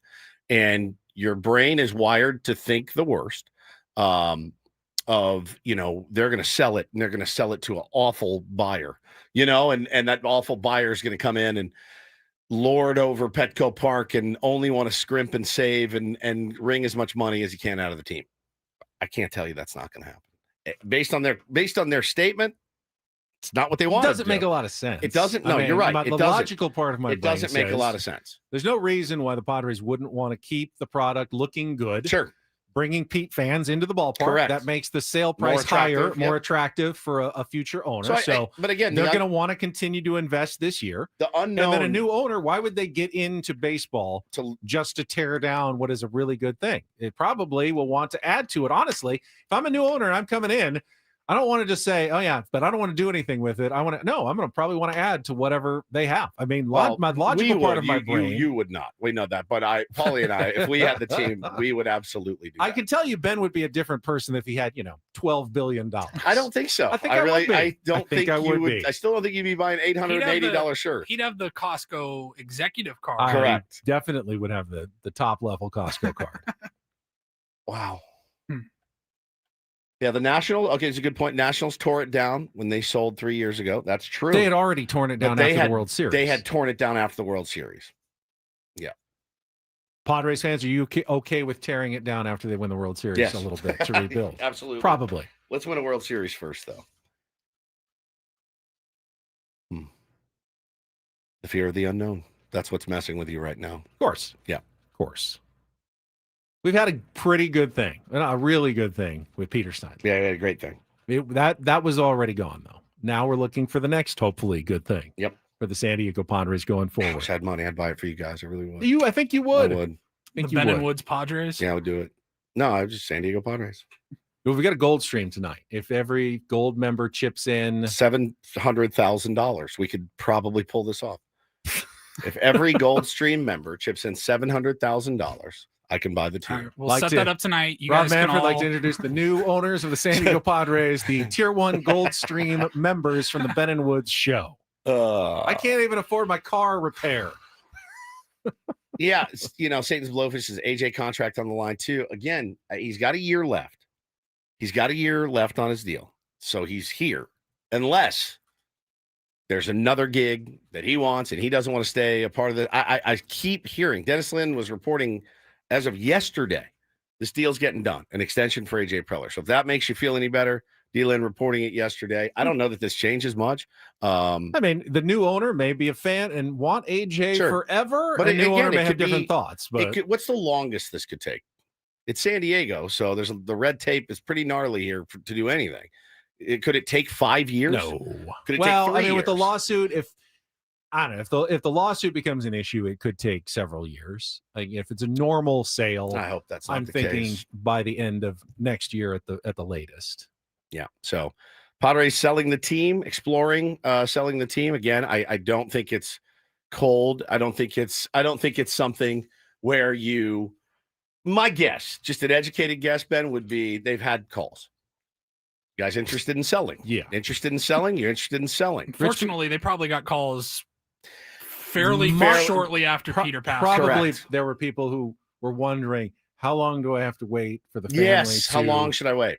Deal with this before I actually make a call? Because generally billionaires, they don't wait for you to say, okay, now it's time. They take action themselves. Yeah, Ryan says, unless it's a mega rich like Ballmer, I'm nervous. Yeah, of course. We all have 5-6 names in our heads of like, wouldn't that be a dream for that guy to buy the San Diego Padres and want to come in and compete? You're going to need to find somebody that's committed to winning, though. This fan base deserves it. The city deserves it, frankly. And yeah, that's bottom line, like bottom baseline. This city deserves it. This fan base deserves it. Find the right owner that's willing to spend some money keep this thing rolling. All right, seeing some reaction. We can go through some of your reaction in the chat. Final segment of Ben and Woods after a quick timeout. The breaking news again this morning, the Padres exploring a potential sale. We're talking about it right here on San Diego's #1 sports station, 97.3 The Fan.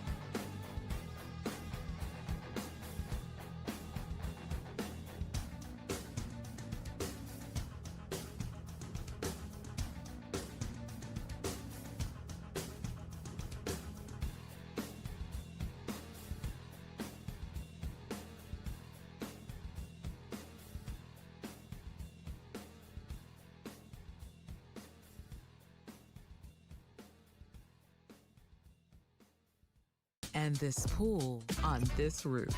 This is all for you. The all-new Hamul Casino Resort, now open.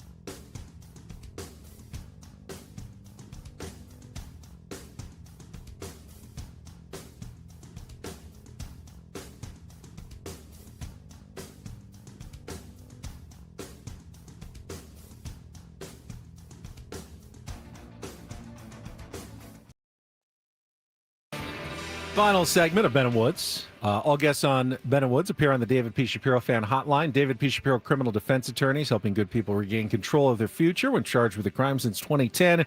Visit davidpshapirolaw.com. Can we smoke in here? Because I think I could use a nice fresh Marlboro Ultra Light. I'm trying to separate. Back in the 70s, they could, right? The 80s, you could just.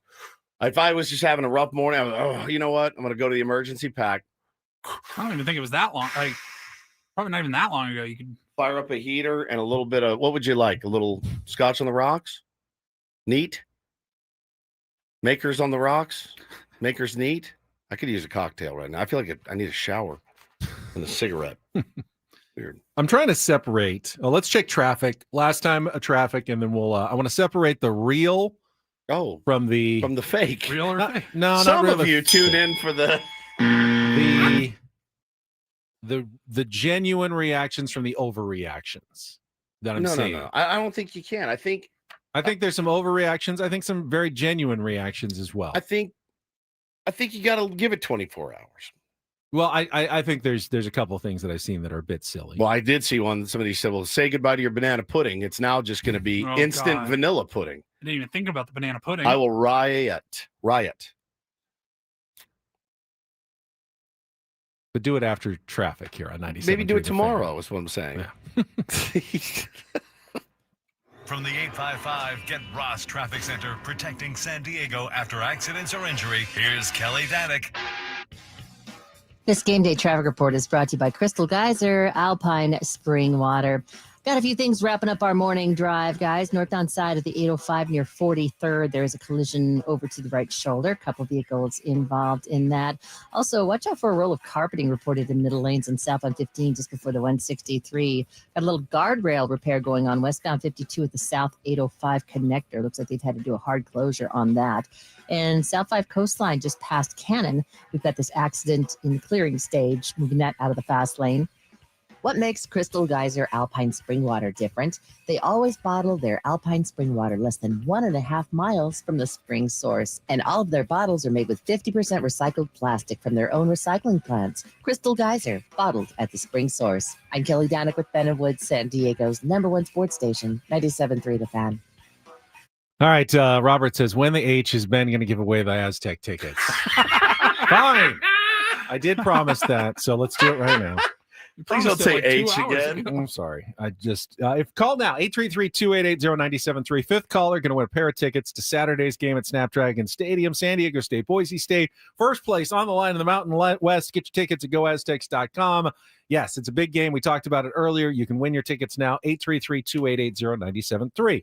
I am just trying to go through the reaction in our chat. I think real reaction, sadness for Peter Seidler's children and what he wanted. Yeah. He clearly wanted to be able to pass the team along to his kids, future generations of Seidlers.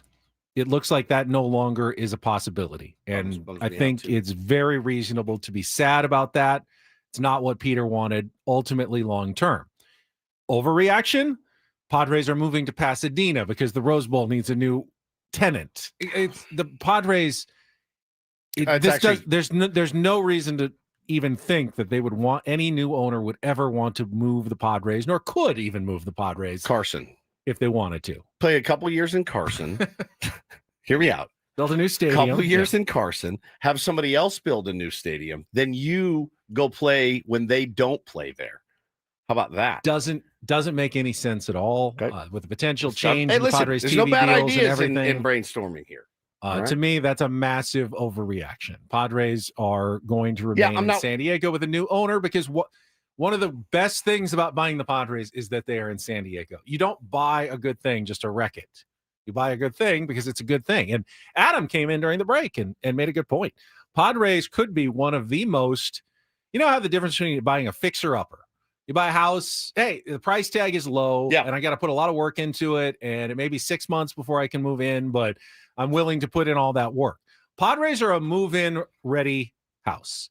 They have a roster, they have a stadium, they have a fan base, they have a CEO, they have a president of baseball operations that may be extended, any day now. if I am looking to take over a team that I don't want to build from scratch, I want a team that's ready to win and already has the things in place. The Padres are not a fixer-upper.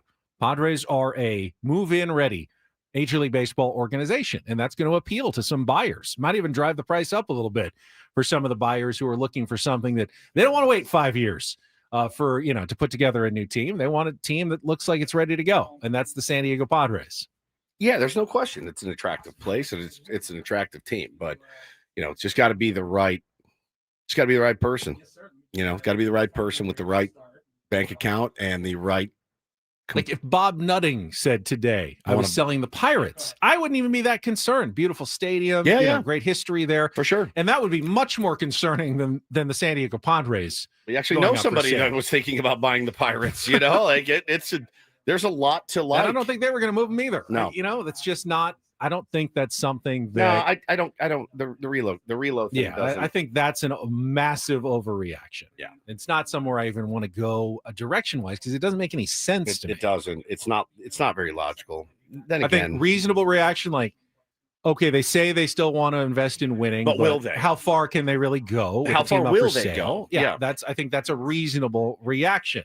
Overreaction is going to be a fire sale right now. They can't. They can't. First of all, they just can't. There's no logical path to do it. Really, they said yesterday that they're not trading Fernando Tatis Jr., who would be the only person if they could convince him to waive a no trade clause that they could. Right, which they're not going to. There's no fire sale. That's not happening either. They have a ready to go roster. They have pretty much every lineup spot set. Almost. They need a couple of starting pitchers and maybe one more bat in the offseason. They'll add to that. AJ Preller wants to win. It doesn't do him any good to not win. Whatever he does in the future, he wants to win this year too. And he will continue to try to put a winning team on the field this year. So to me, reasonable reaction versus overreaction right now with this move that is very fresh and very raw, I understand, for the entire fan base, including us, including us. Yeah, it's tough, man. It's tough. It's, I think, you can look at it any way you want. I'm going to choose to, I guess, I just want something that happens smoothly. I don't want this to be long and drawn out. I think that is very tough on a fan base and tough on a team's mettle. I do. Smooth transition, the right owner, let the chips fall where they may. That's all I can hope for, right? I do think that it's going to be a while now. They said this is the last comment on it until essentially the sale's done. So the funny thing is, though, is now we were going to be watching them pretty closely anyway, because you sell out 71 games last year. You got to run this thing back. You got to keep up this continued success. That's what the fan base deserves.